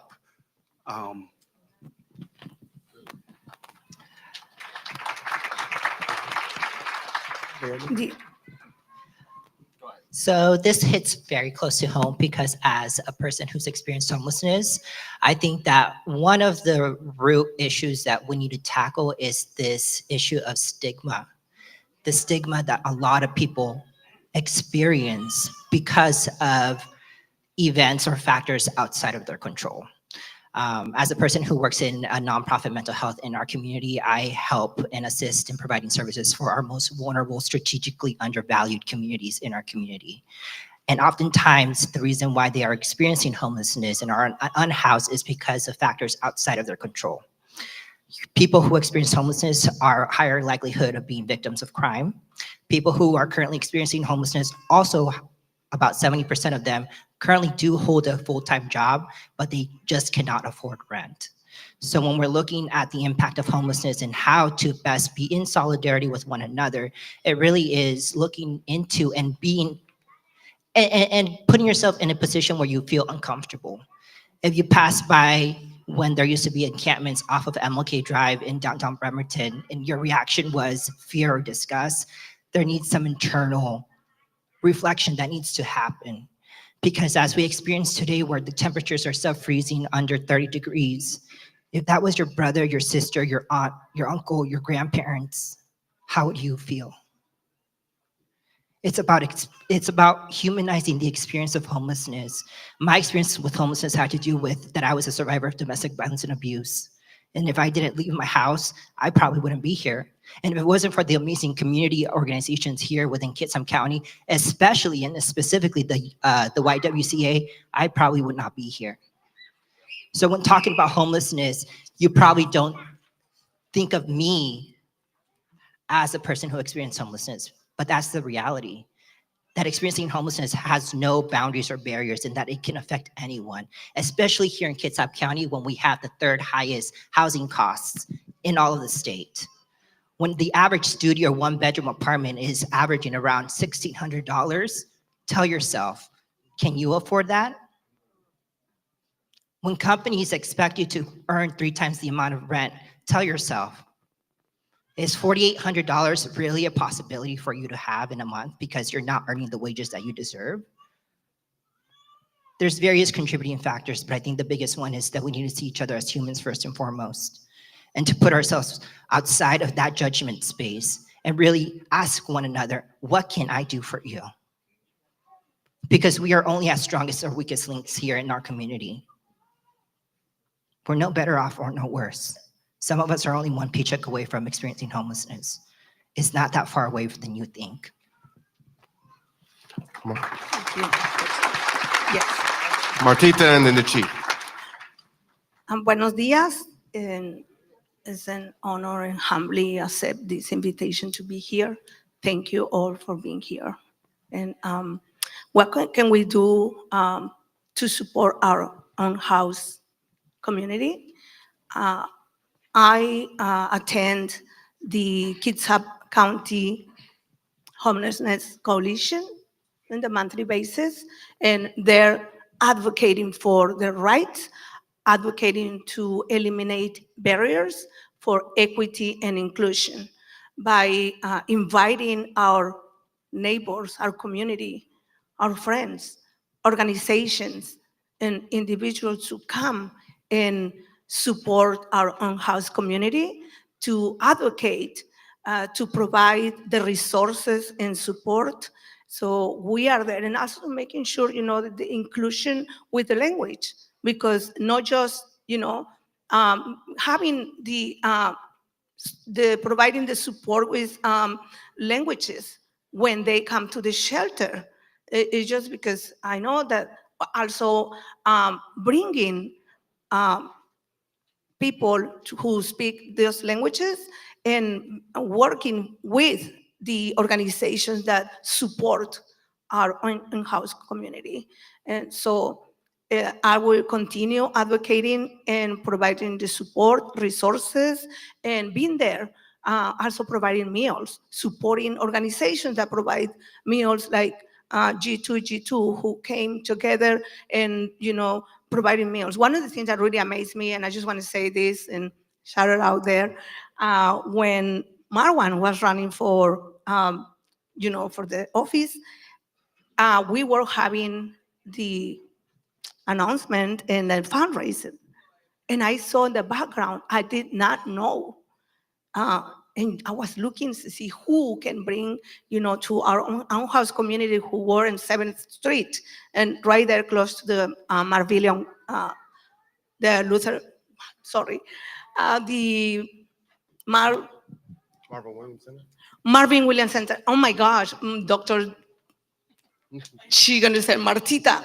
Yes. So they were there in the street, and I said, my God, I was looking at someone, and guess what?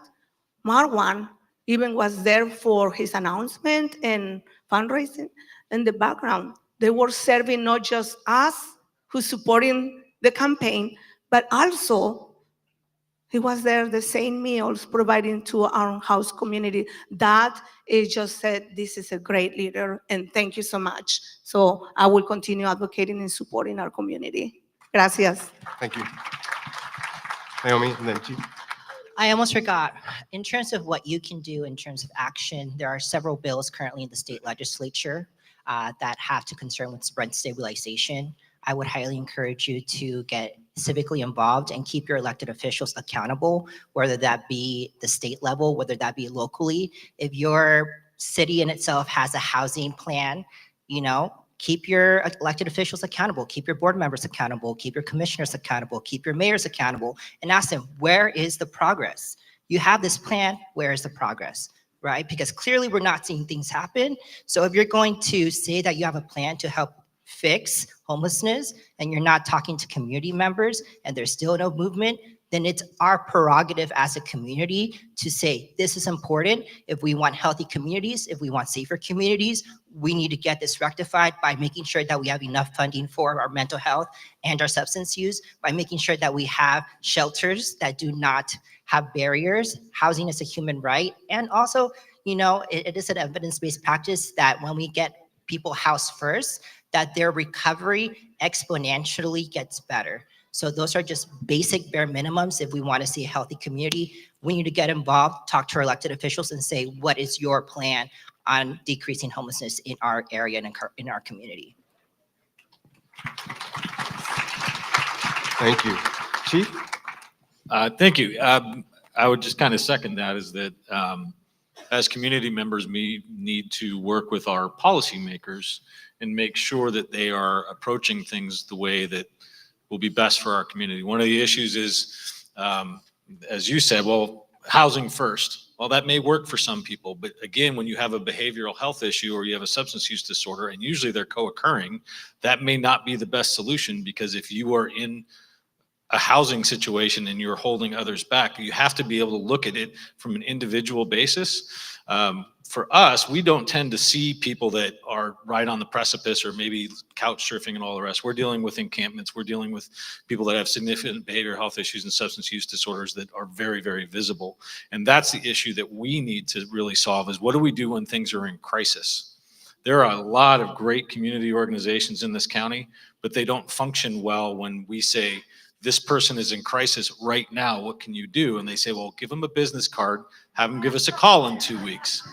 Well, that's terrific. They don't have a phone and they're not going to remember what this card was for in the morning. And so again, those are the things that we also need to do. So not just the long-term solutions, but how do we get people in help when they're in crisis? I get approached all the time, well, why can't you just call this team? This magical team that's going to show up. There's one team in the entire state, and it's in King County.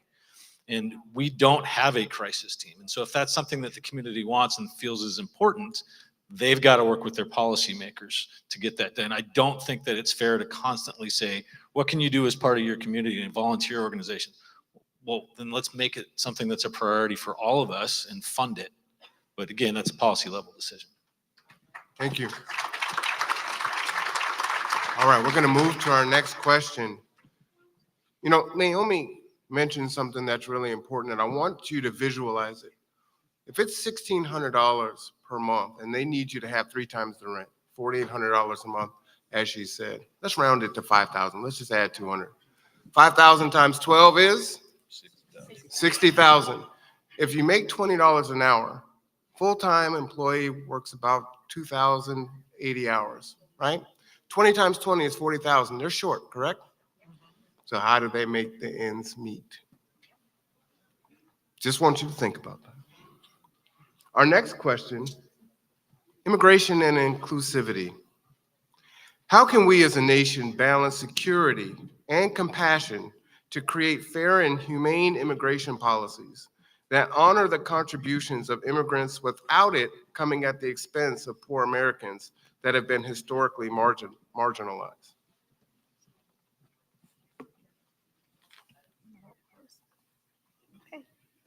I can go first.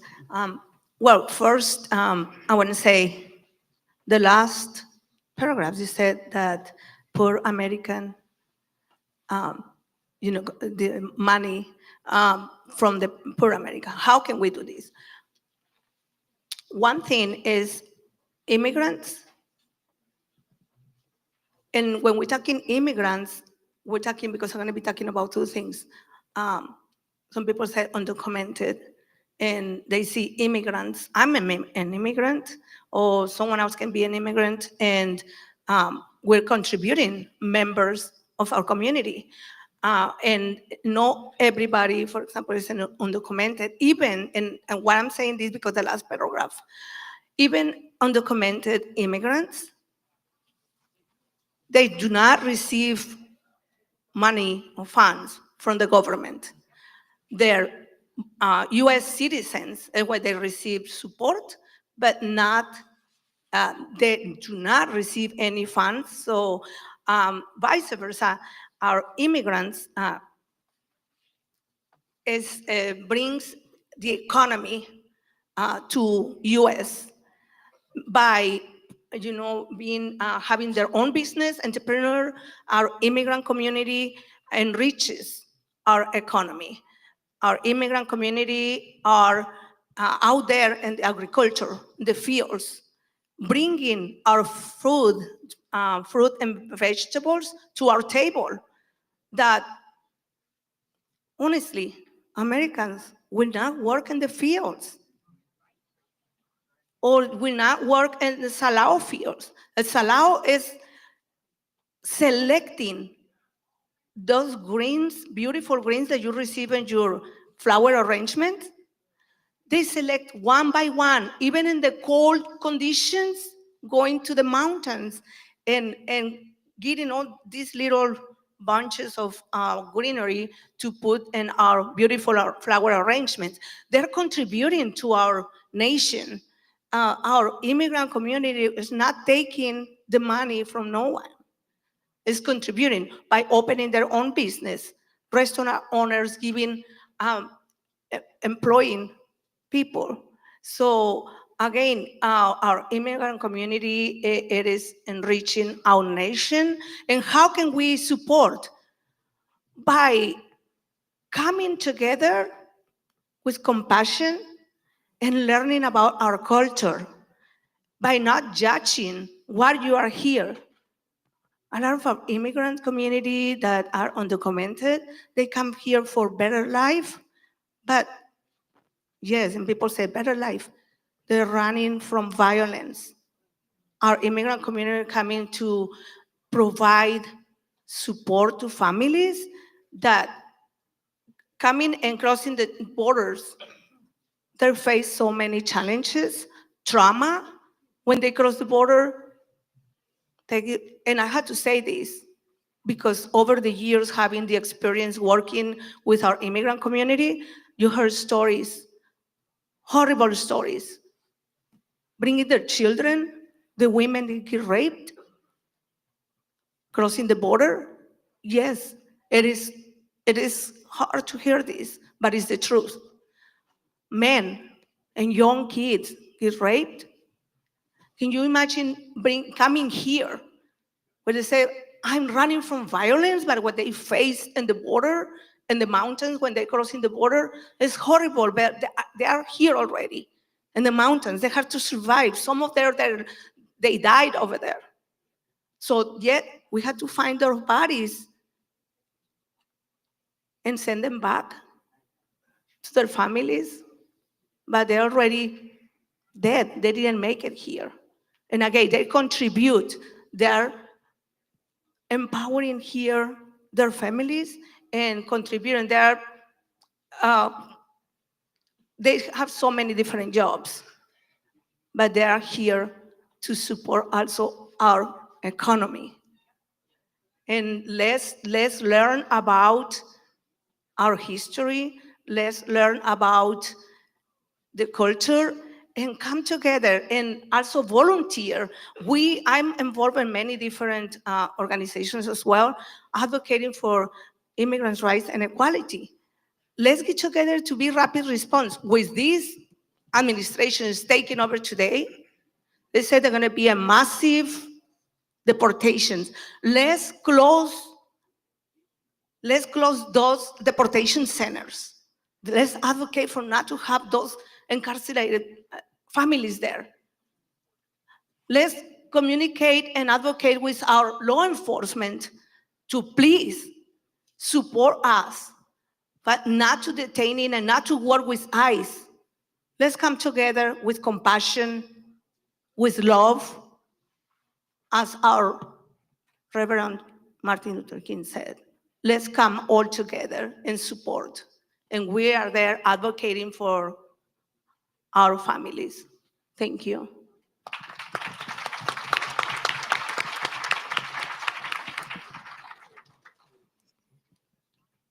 I just want to, it's a little tangential, but I'll address kind of what she said there at the end. Obviously, there's a new administration starting today at the federal level, But to address how immigration enforcement works in Washington state, local law enforcement does not participate. There is legislation on the books. One would be Keep Washington Working, where we do not do immigration sweeps. So I know I've already had to put some rumors down that we're planning on going in the schools and doing all types of those things. That does not happen in Washington state. We are legislatively prohibited from participating in those type of things. The jails as well. The jails, when ICE puts a detainer on somebody, whether you agree with that or not, those are not things that jails will hold people past what the Washington State Constitution says. So I just want to make sure that you guys hear that from me as one of your law enforcement executives in this county. All of us are on the same page. It's not because it's an opinion. That is legislatively what we are required to do. And I want to make sure that you guys hear that from us. Thank you. Yeah, I just want to build off of the previous two comments. And I think for all of the issues that we're talking about today, we have to understand that there's no one solution that will be effective in targeting each of them. And just coming from a library perspective and talking about education, and that's really from the standpoint I want to talk about an accurate education and changing narratives, because I think that's important. When you start to talk about all of the issues that we face either locally here in Kitsap or nationally, let's talk about what immigration is, what it has been. And so from the standpoint of what immigration does, what it is, I think we can all agree that unless you're one of our esteemed tribes here, we're all immigrants. We're all here by some vehicle, whether the vehicle has been one in which you've driven yourself here or one that you've been driven here. This land is not the land that we made what it is, right? It wouldn't be a land that is here that has all that is contained in it for you to be able to grab hold of, that great American dream that we talk about, if we didn't pay homage to our tribes who were here, right? And so let's talk about now, what do we need to do to smash this myth that there is one true American or true Americans? We're all here, and this nation has been built up because of the contributions of many of us, whether you're an immigrant from Europe, Africa, Asia, wherever. The beautifulness that is America is that we have this tapestry. Like, that's why I love quilts, right? You see this tapestry and it's beautiful. So I think from the standpoint of all of us being here, each one teach one. If you've ever talked to an individual, regardless of their socioeconomic status, racial identity, sex, age, we can fundamentally agree that we all want the same things. And so let's talk about the contributions of those who have been immigrants and how they built up this country. Okay, that's one thing. And that's very important because education is critical. Where there's disinformation and misinformation, and that's where we have problems. And I think we can mostly agree that some of the divisiveness we've seen in our country and in our communities throughout the last several years is rampant disinformation. Now, with respect to policies, procedures, and actions one can take, I'm all for being able to balance security versus creating pathways for those who are contributing. And most of us can agree 99% of the people who come to this country, whether illegally or legally through the vehicle of immigration, are here to make a better life or lives for themselves or their children. They're fleeing for a reason. Now, once you get to the United States, you get to your micro communities, what are you left with? We're left with things that often drive people to crime. Most of it is driven by, in my estimation, in my research, it's capitalism.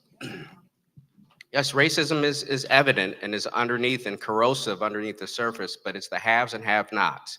Anytime you have a community where you have people who are struggling to grab hold of something that they don't have opportunities to grab, what ensues is crime. What ensues is people grabbing at things in ways that are not productive and taking other vehicles to try to grab this elusive idea of the American dream, which I think fundamentally is not to be a social media star and to have 1 million followers and have, endless resources. everybody fundamentally wants to be loved. Everybody wants to have a safe home, wants to let their kids play with the neighbor's kids, wants to have safety and security for themselves. So if we can just come at it from the ground level, and how do we manage those pathways to make sure that those people who don't look like us, don't speak like us, and don't act like us, that one I'll push against, because I think we all agree that we're all the same. Two children, different backgrounds, put in the same room without the interference of their parents will play well together. We'll grow up together, learn together, grow together. So library is a good vehicle for equaling the playing field. Libraries have been known to provide opportunities for folks from all swaths of life by the vehicle of not having the barriers. Whether you're homeless, you're poor, you're addicted, you're an immigrant, you can come to the library and grab the resources without the benefit of having a membership card. We don't ask you for a library card. We don't ask you if you have an address. If you don't have an address, you don't need an address to be able to use a computer, to be able to get the information navigated for you and to help you. And so I would push against, the last question I would ask, to turn the question back around to you, is how many people know people, and this goes into both questions, who are homeless or have been homeless in this room? Yes. As I look out, probably more than 2/3 of the people raise their hands. How many people know folks who are immigrants, either legal or illegally? How many know people in both those classes? Right.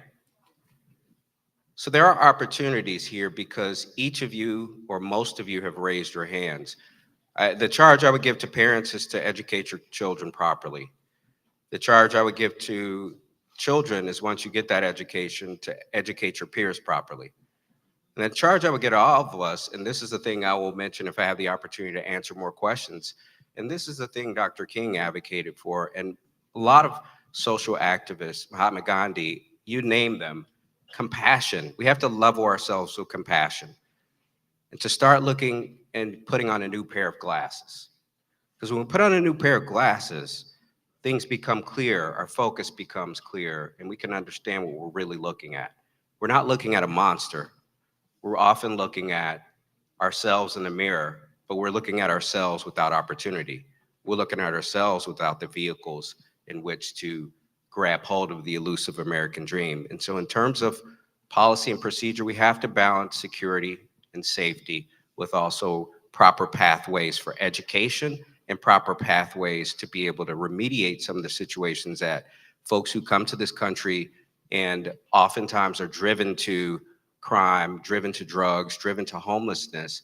We can provide some of the opportunities so that they too can sit in the seats right next to you and be a part of these panels up here and further contribute to the great fabric that has been built by all of us in this country. Thank you. All right, thank you. We're going to go to Pastor Thomas. I'm going to ask everyone to keep their remarks to 2 minutes so we can get through as many questions as possible. Pastor Thomas, please give your response, and then we're going to go to the next question. I've been sitting up here kind of antsy because the common thread that I hear, we're not talking about cats, dogs, animals. We're talking about human beings, people. And until we can start looking at people, as life, just think about it. When you pass a homeless encampment, be honest with yourself. What do you see? What do you see? You see trash, carnage, and then you say, But the reality is there's people there. There's people. And until we can start having some compassion about people, we'll just go around and around. And I think that's the thing that looms, as I was sitting here, that this looms in my heart. We're talking about people. life individuals. If we're not about that, we're not about nothing. Done. All right. A quote from Dr. King: "A nation that continues year after year to spend more money on military defense than on programs of social uplift is approaching spiritual death."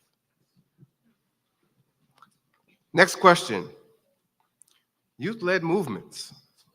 In an era of social justice movements led by young activists, how can we empower the next generation to drive systemic change in issues like gun violence, education, reform, racial equity, etc.?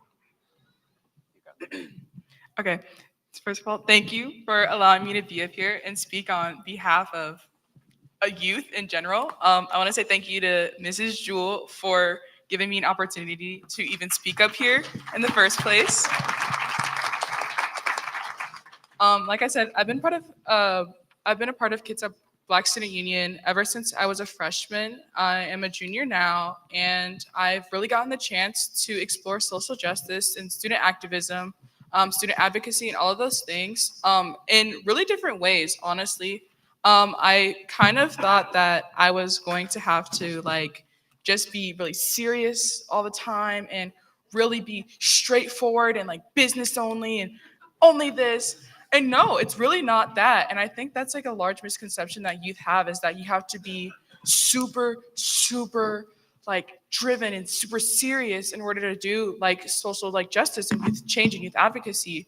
And it's really not that. I really think that youth who are interested in social justice and student advocacy and anything like that in general should really just get their foot in the door. There are so many opportunities and so many pathways for youth like myself to express ourselves and express social justice in many different ways. Art, spoken word, advocacy, actually going out to do the work.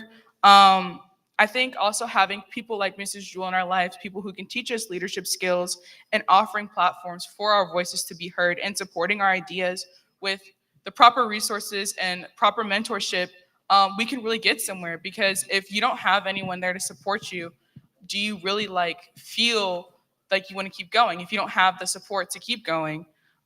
It's also important for adults, policymakers, law enforcement to listen to us and to work alongside us.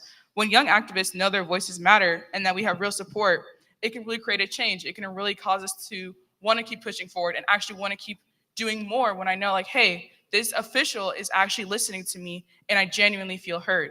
So.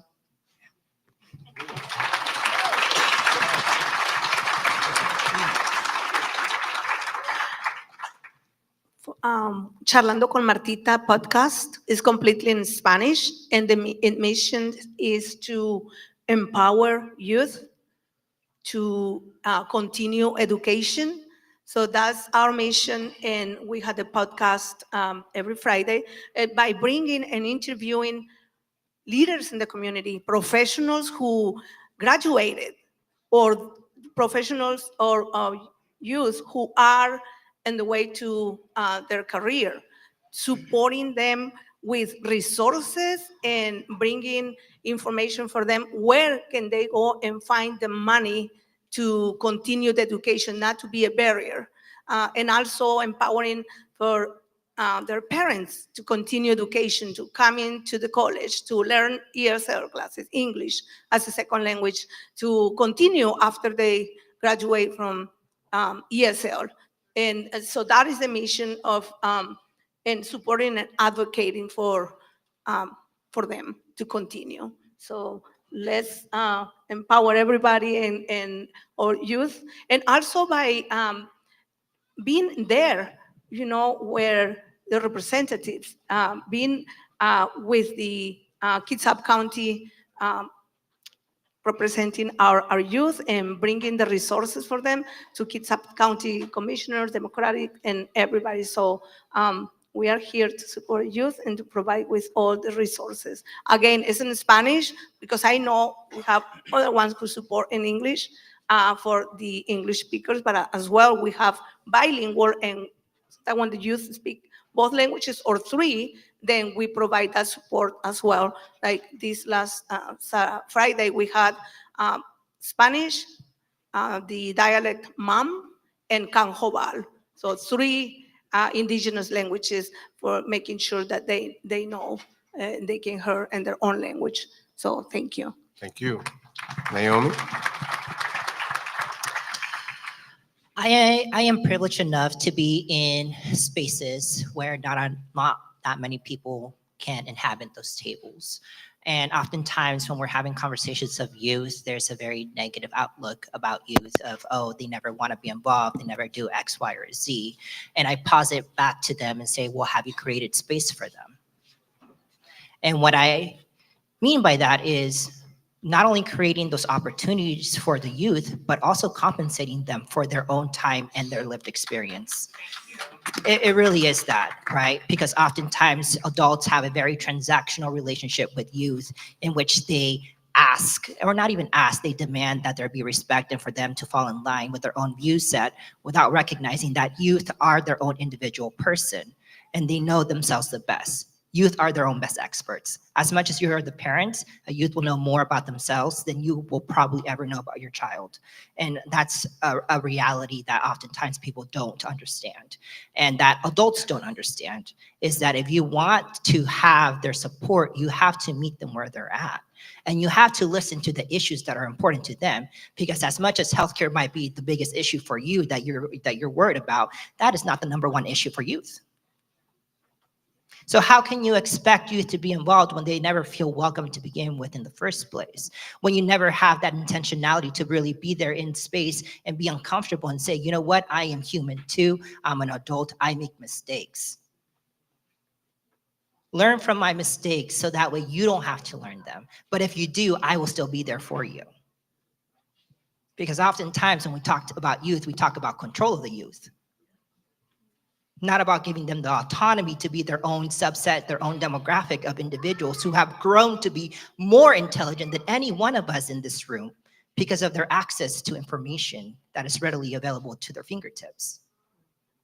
So when we want to talk about youth, we need to talk about how do we respect them as individuals first and foremost. What are we doing for them to create a future that they're able to inherit without all of the problems of, guess what, now we're the find out demographic. Now we get to pick up the mess of those before us. Now we are the generation that actually has less privileges, less rights than our parents and our grandparents. Don't tell us what to do if you're not willing to listen, and then not willing to get out of the way for us to do what we need to do to make sure that this nation is one nation under law. All right. Yeah, just real briefly, I really appreciate your comments in terms of how to empower youth. And I think that's really where it is empowering youth to lead their own movements. I think mentorship is important too. And I would advocate that activists and those who've had experience in that regard team up with younger burgeoning activists to pass on some of their experiences, but yet not drive the narrative for them, because as was previously stated, youth know more about what's needed for them than we do. We think we know, but the last thing is to really take yourselves back to when you were young and remembering what that was like, remembering the feelings you had, the issues that you were facing. This is a new age, both technologically, socially, and things that are, some of the things may look different, but they're actually the same. And so allowing youth to operate in their spaces where they feel comfortable and giving them the tools to do that in a way that feels safe and right for them is going to be really important. So in terms of like the spaces where we allow youth to inhabit, create more of them. There are a dearth of spaces, especially post-COVID, both physical spaces. There's a plethora of online spaces, but sometimes there's strength in having physical space for people to get together and talk about the issues that are affecting them, and then having people empower them with the ability to provide funding and information and more education. And lastly, where I started with mentorship, that's really important, I think, for people to be able to grow and then to move advocacy in their own right. And so not wanting to control the narrative is really important. I'm glad you mentioned it. Thanks. All right. Now I've got a whole list of questions here. I'm only going to do 2 more for the sake of time. I know. But what's important is that you convene circles that don't typically get in circles and have these conversations, because it gives you the ability to learn. I've learned today. I hope you've learned today. Our next question: what steps can be taken to advance discussions on reparations for African Americans? And how do they intersect with broader efforts for racial and economic equality? If PPE loans could be written off during COVID, reparations should be no-brainer. That's just my thought. How can you allow just a certain demographic of already privileged people to be able to continue to exercise the blessings and privileges that they have, but not be able to look back into our history and our current issues that we currently have and not say, this nation was built upon the backs of people who were enslaved, of Native and Indigenous people, and that they deserve their fair share of the pie. Because there's enough pie for everyone to go around. That's the honesty, right? And when we're talking about the military industrial complex, where yet again, the Pentagon has failed their audit for the 7th year in a row, right? If anything, COVID has shown that if government wants to be intentional and they want to be responsive, that they will do the right thing. We just have to make sure that we keep them accountable and let them know that this is important for our communities. Because honestly, oftentimes there is a disconnect between people who hold power and privilege in making decisions and those who are actually being affected on the ground. Jason. Yeah, I think when you start talking about reparations, I can both invisibly feel a shudder, not only in this room, but collectively in the rooms across America, because I think, again, we have to smash home this idea that everybody has the ability to pull themselves up by their bootstraps. Some people don't have boots in which to pull up bootstraps. And so when we talk about policy, again, education, what about the historical effects of racism and how they've not only affected individuals, but families, generations throughout years and years? Yes, are there opportunities for people to pull themselves up? Yes, but there are also barriers. Some people don't have the gumption, don't have the ability to do that because of constant barriers. When you start talking about things like redlining, the city that I was born and raised in, Chicago, geographically one of the most segregated cities in the entire world, right? For the longest time when I was a kid, I couldn't cross over the Dan Ryan Expressway to go even see my Chicago White Sox play because that was in Bridgeport. And if you went over to that side, you could probably go to the baseball game, but you couldn't go a few blocks west to get something to eat after the game. We're talking about as recent as the early 1990s, right? So in terms of like, how can you see historically how families have been affected throughout years? That has to come from rooms like this, community conversations, to hear the message. Because sometimes people don't want to hear a message, but we have to have dialogue. We can't push back against the message until we hear from the messenger, hear from the people who, like, I've started to do deep dive on my genealogical history. I can't find my dad's dad, right? And we're looking for things, you know, when you start talking about reparations for African Americans, some people will push back and say, you got the 40 acres, you got the mule. But if you look at somebody like my grandfather who had the 40 acres and had the mule, 40 acres and the mule were stolen, and he was told not to set foot back in Alabama. Go north, get out of here. You have to go somewhere and start over. Your family gets separated. You don't know who your dad is. You don't know who your relatives are. You get lost in the north. You get lost in poverty. And then that affects generation after generation after generation. Then you have systematic policies that are put in place to level the playing field. but yet you're told those policies are unfair because you don't meet the qualifications mentally, you don't meet the qualifications skill-wise, when all you want is a seat at the table to be able to show that you're equally as capable as the person who doesn't look like you.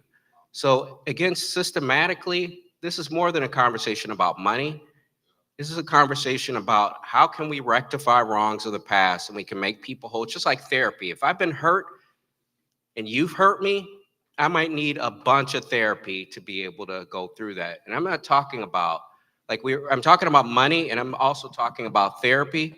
The money shouldn't be the therapy, but it's part of what we need to be able to be made whole, to be able to have resources. If everybody had the same level of resources, we wouldn't have the same level of problems we had. Inherently, let's go back to capitalism. We're all plucking and fighting for resources that we all don't have the ability to all attain. Even folks who are working everyday jobs. And so when you talk about a mass of people who've historically had challenges, let's look at education. Teach your folks how this has affected their friends. If you know someone who's African-American, start to ask them about their family history. This is the last thing I'll say because it's important. I've been in lots of different spaces in my career. And I've often been in spaces with people who can talk glowingly about their ancestry. I'm part Irish, right? I'm part Russian, I'm part this, I'm part that. I don't know what I'm part of.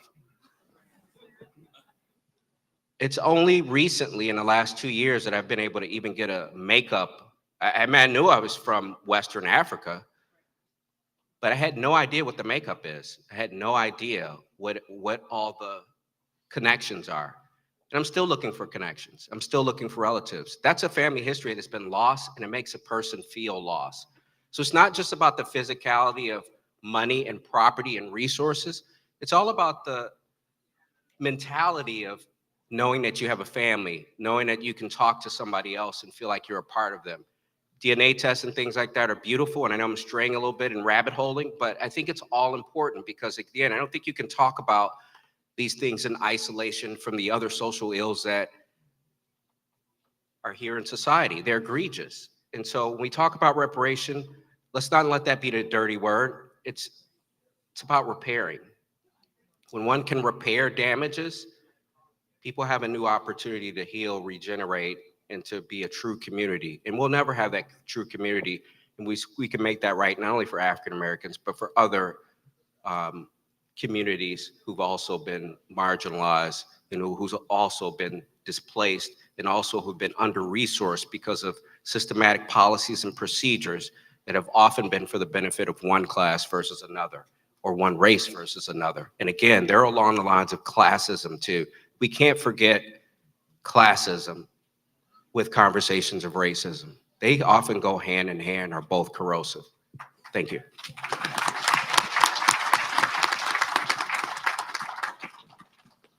All right.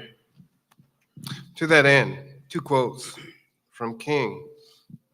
The curse of poverty has no justification in our age. Why are there 40 million poor people in America? Now, that was when King was still alive. It's more than 40 million now. All right. I want to check in with the choir because when I said I couldn't answer all the questions, they groaned. So choir, are you okay with asking just one more question? Or am I to ask all the, y'all the choir, so I'm gonna defer to y'all. Can I just do one more? Is that okay? All right. I don't want to be in trouble with the choir. All right. Mission Possible. That's what this theme is this year. Taking action. What specific actions can individuals and communities take in 2025 to create meaningful change? Additionally, what personal commitments or changes are you planning to make in 2025 to contribute to these efforts? Please keep your responses to 2 minutes, but I'd love to hear from the entire panel on this one. Well, I think we've heard over and over and over again, first of all, that love matters, right? Compassion matters. that we look at people for who they are. We have a sign all over our facility that says, be careful in judging people for the choices they make when you don't know the options they had to choose from. And I think that's really at the bottom line, is when we pass by those people who don't look like us or are different, that we have compassion, that we ask questions, that we get to know them, because that's when we begin to understand what the needs are and what the needs need to be to change. We have to talk to our elected officials to find out what can change and how we can bring about change. So it really comes down to time, caring, right? And just making it a priority, to being intentional about changing our world for all the people who are struggling and marginalized. And that's what I would say. Pastor Thomas? I would add that this year, I'm willing to commit to expanding the work of our church outreach programs. So in partnering with the local nonprofits to provide transitional housings for families, those kind of things that churches can do. Advocating some of the local policies to address some of the root causes of homelessness. And then thirdly, organizing workshops to educate the congregation. You know, sometimes we can sit in our congregations and we're in that those protective walls, and the world's just going past. And we're the people that are supposed to be making the change in the world. So how can you change a world that you don't communicate with? So I think that's something that I'm looking at this upcoming year. It's time for us to put your money where your mouth is. Get there and put the rubber where the rubber meets the road. Come on, let's get out of the four walls of the church and let's make it happen. All right. Any Pastor sermon? Pastor Yu, I had that. I wanted to do my speech about that, about the churches. So that's good that you brought it up. Yes, earlier I was thinking, I'm been in a couple of churches, and my mission, my commitment, it is to reach out more to more churches and about educating or providing the information to know more about our marginalized community, our immigrant community. And because I've been in a couple of churches and providing, you know, a presentation. And one of the things that really, I'm not gonna mention what churches, but some churches here in the community, we're making a huge, everybody's making a huge difference. But when I look at that, they're providing diapers for babies, and then clothing for babies, you know, really caring, compassionate members of the church, putting together those. So I really want to see more churches having, because, you know, we talk about our families. What can you, with $20 a day, per hour, diapers are expensive, right? And clothing for the babies and wipes, baby wipes. So all these, just reaching out more to the churches, and also to bringing together your members for advocate for immigrants' rights. I'm with a CARE, Kids Up, advocating for immigrants' rights and equality. And both Kayak and CARE, we are doing the Know Your Rights, because everybody has a right. It doesn't matter if you are an immigrant, knowing your rights workshops and supporting our immigrant community, just to volunteer with us, to learn more about us. And you know, we can provide webinar for you to learn how to do it. So yes, my commitment is to going out there more often, to reaching out to churches, and just with organizations that wanted to join our mission. Thank you. All right. Captain, final thought? Because we're just going right down the row, don't turn away from people. Don't go at it all alone. Learn from people that are out there possibly already doing some of the things that you see that you can partner with. Volunteer and learn. Don't turn away. It just, that action in itself just provides no hope. And if you're wanting to care about people and go even that extra mile and demonstrate love. Don't just say it, do it, and provide some hope for people. It doesn't, instead of turning away, turning towards, and if you don't know, start talking, ask. People will tell you, and then see where it goes from there. Thank you. Naomi. I think that for the next upcoming 4 years, it's really imperative for us to really stand in solidarity with one another. What happens to the least of us can only happen, can possibly happen to us, right? And I think that that's one of the biggest things that we are faced upon is if one group of people get their rights taken away, it's only a matter of time before another, and it's a domino effect, right? It doesn't have to happen to you particularly for you to care and do the right thing, right? And in that same scope and topic, not everyone is made for leadership. Not everyone's made to be a leader, and that's okay. There's a role for every single one of us to play, whether big or small. If you want to see change, be the change you want to see, right? If you see something wrong, say something about it. Be active and intentional with your community, be with one another. One other thing that I would encourage y'all to learn more about too is intersectionality and how demographics are not monoliths. We all have different needs, right? And thank you so much for Professor Kimberly Crenshaw, who coined the term, because it really does show how being intentional with one another creates the environment to have a successful and healthy community. And I just want to thank every single one of y'all here for being intentional with your time, because it really is half of the battle is just showing up. And so profusely, I am filled with gratitude that you have spent the past couple hours with us to learn to be humble and to listen, because we have so much to learn from one another if we just have the opportunity to really sit down and have those conversations, however uncomfortable they may be. Thank you all. Jason.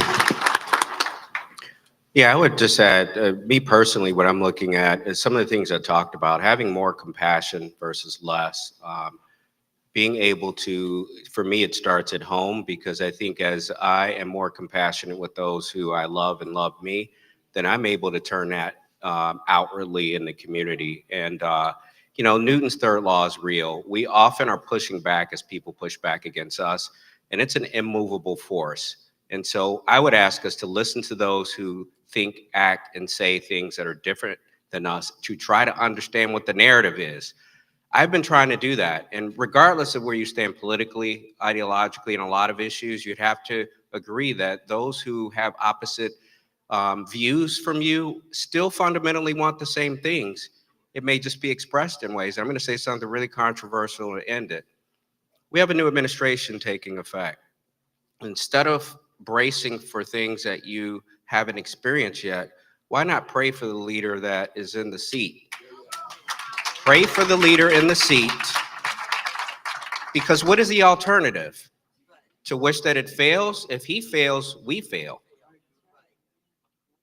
And I've just come to this realization through lots of prayer and meditation and soul searching. It is imperative. This man has children. A mother, a father who loved him. Somebody loves him. And I don't say that to be facetious. They do. They do. Love that which you think you can't tolerate. Someone said it here. We have to love each other. Dr. King advocated for that. Reach across the fence, grab a hand, and figure out where the differences lie. I will guarantee you they are minuscule. They are in our heads. And if it doesn't work out, you can say, I told you so. And I don't purport that I know everything. I just know what the spirit of this panel and this day is about is the values that King espoused in terms of humanity. In his last days, he had become more than just a civil rights leader. It was about civil rights. But, when he was assassinated, he was in Memphis advocating for the transit workers in Memphis, right? These are things that are important. Every aspect of humanity is important to us. We all want the same things. We do. And so I would ask you to be compassionate with yourselves first. And then as you can be compassionate with those in the rooms with you, i.e. your kids, brothers and sisters, family members, because often those are the ones that give us the most challenges. We can be compassionate along those lines. I guarantee we can take that to the outside world and it'll work. And so that's my commitment, is to foster compassion both internally at home, with my staff at work, and then outwardly towards the community. That is what we need to love each other and to cure some of the social ills. Thank you. Rory. I want to start off by saying something that we've probably all heard before, and that it's that change starts with you. Each and individual person in this room, showing up, you're already starting change. Leaving, you already created some kind of change. And I think individually, if you notice that there is something that you're passionate about, and that there's something that you want to speak more on, and there's something that you want to do more and focus more on, go out into your community and go talk to people. Go see that booth at that event. Go talk to that person at that event. Go say hi to this person. Go talk to your resources. You know, for youth, for people, you know, my age, I see some of my classmates. Talk to your counselors. Talk to people at our school, because they have resources for us. They are there to help you, and they're there to help you create a community. And building stronger connections within our neighborhoods and in our community helps us foster empathy and understanding. And it allows us to come together so we can all create change instead of all feeling the same about one topic and just standing in our own little bubbles about it. Why not come together and do something more all together? Personally, I am committing my voice more with Kids at Black Student Union. I want to continue doing projects like I've been doing with Jewel. We've done a lot, and I want to keep doing more. I want to, further pursue what I'm passionate about. I'm very passionate about student advocacy and youth advocacy, and I want to bring that things that I bring, that I am interested in and I find joy in, into creating communities for other people, because I do feel like also there are sometimes youth, we don't feel like we have a space or a community to be fully heard. And especially in Kitsap County, I feel it's very small, and I feel like there are times where there's a lack of a third space for youth to go out and go do things in our community. And I want to be a person, a voice to create more community for youth. So, Thank you. Chief Brown? Going last is always hard, so I'll be brief and I'll also tag on to what the other panelists said. Whether you like it or not, we're all going in the same direction. And unfortunately, we spend a lot of time wanting to be comfortable with the people that are around us and that share our ideas, and that's not how you move forward. Part of my commitment is to continue having uncomfortable conversations. A lot of times that's with my staff, but get out of the echo chambers that we're all in. Meet different people, meet people that have different philosophical differences, because the more that we talk with people that we may be uncomfortable around, the more we'll be comfortable around them, and we can continue on the same direction. So I would challenge, as the panelists before me have already said, that's what we are committed to. I would challenge all of you to do the same thing, is to get to know people that you may be uncomfortable with, because that's how we continue to build community. Thank you. Thank you. All right, can we give a rousing applause to our panel?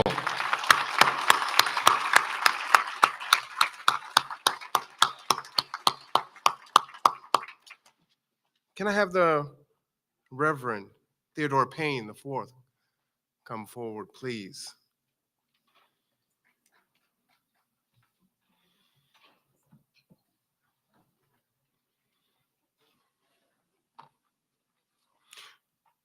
We're going to get into our presentations. I have a challenge for you. Do meaningful work outside of your typical community.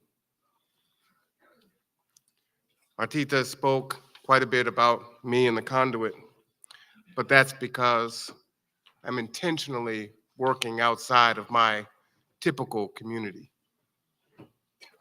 Naomi talked about intersectionality. That's what that work looks like. Also, before you leave, please, there are vendors on the other side of the red curtain with plenty of resources. It's fantastic. I think there's donuts over there too. Please go over there. Pastor.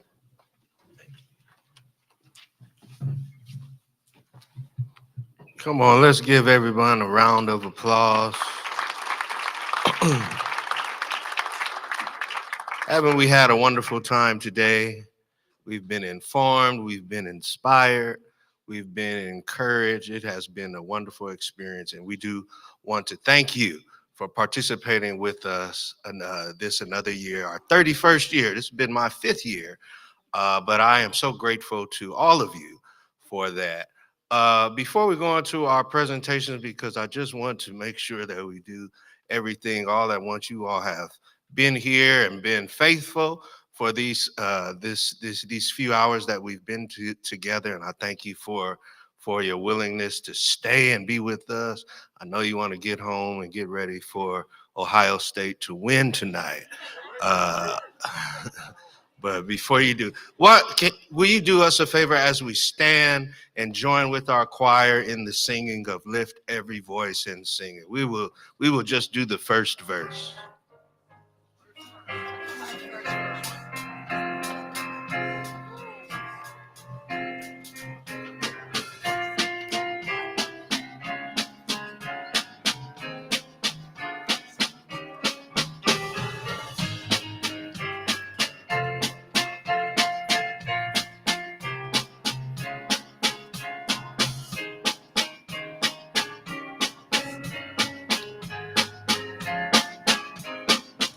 Every voice and sing, stiller than heaven ring with the harmony of liberty.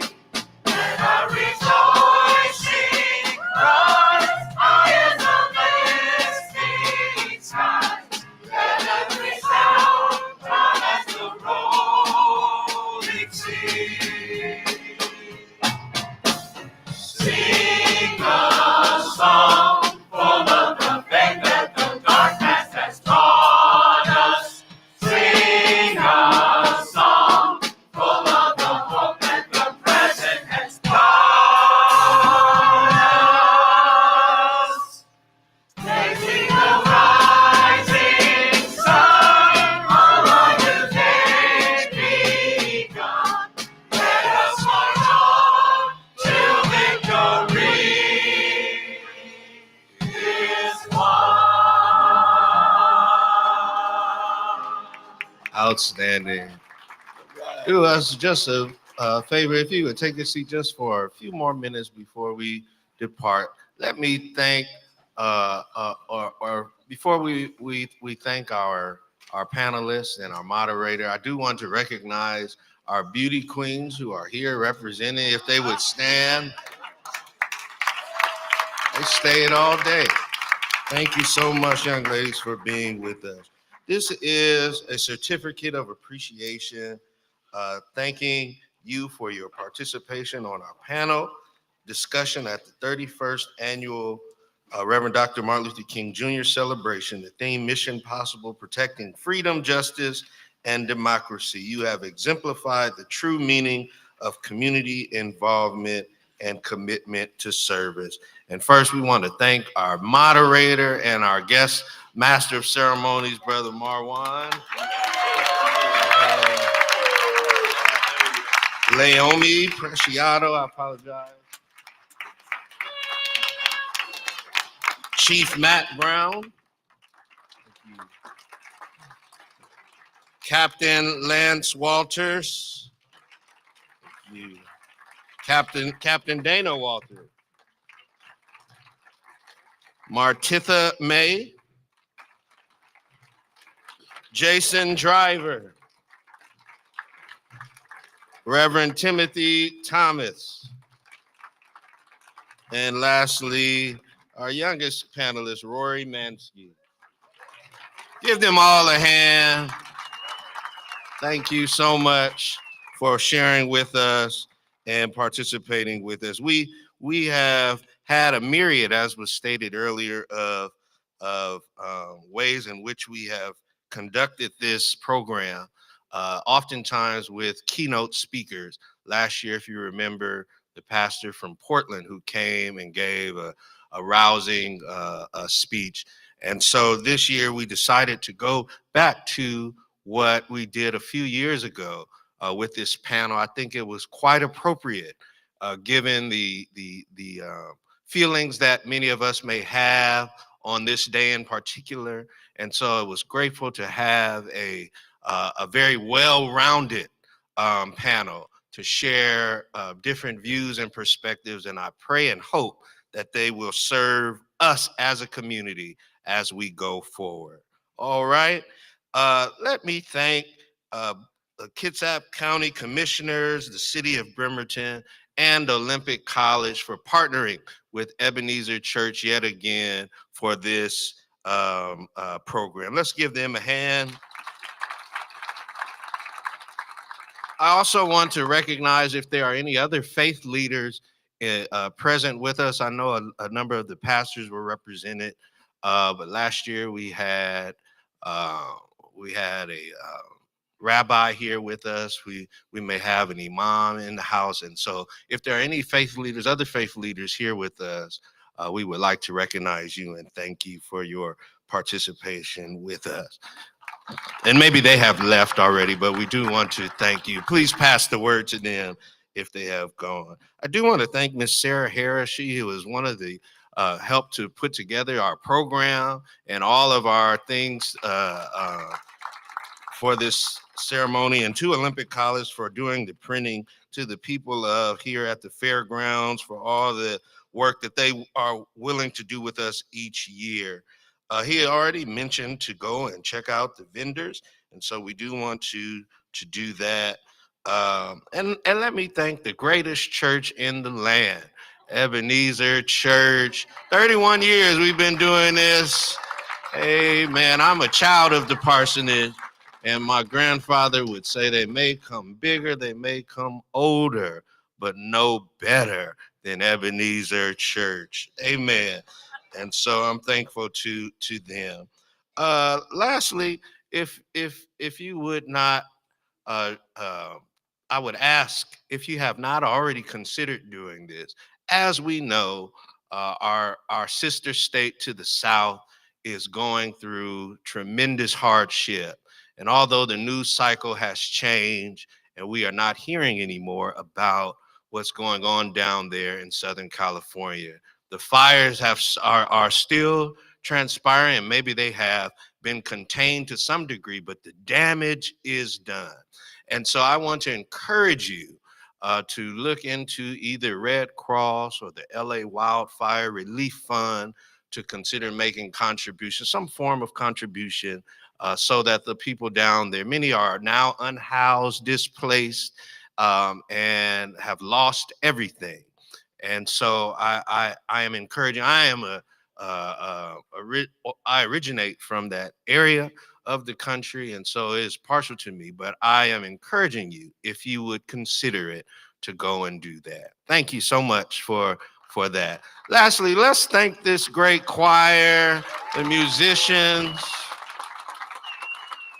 They do a wonderful job. These are members from a number of churches all throughout the community, and they come together each year. Listen, at 2:30 this afternoon, they will we will open up our Quincy Jones Square. And so we hope that you will go and participate with that down on 4th Street. This will be our premier location for all music acts taking place in the community. We're excited about that, and we're thankful to the city and to the area for putting that together. All right. Well, we've had a great time, and I am so excited that we have come to the end of it. What the great philosopher said, you don't have to go home, but you got to get out of here. Eh? All right. So we do want to welcome Reverend James Keaton. Is he still here? Reverend Keaton will come and give us our closing prayer. Thank you again, and we'll see you next year. May we all stand, please? Dear Heavenly, most gracious Father, it is with great honor that we stand before your presence right now. God, we thank you for Dr. Martin Luther King. We thank you for the sacrifice. God, we thank you for all the pioneers of the civil rights movement, Lord, who allow us to have this privilege and opportunity that we do today. And God, we pray that we take advantage of this and we do not waste their great effort. We pray for Kitsap County, Lord. Kitsap strong, hallelujah. Continue to bless us and unite us. In Jesus' holy and precious name we pray. Amen. Amen.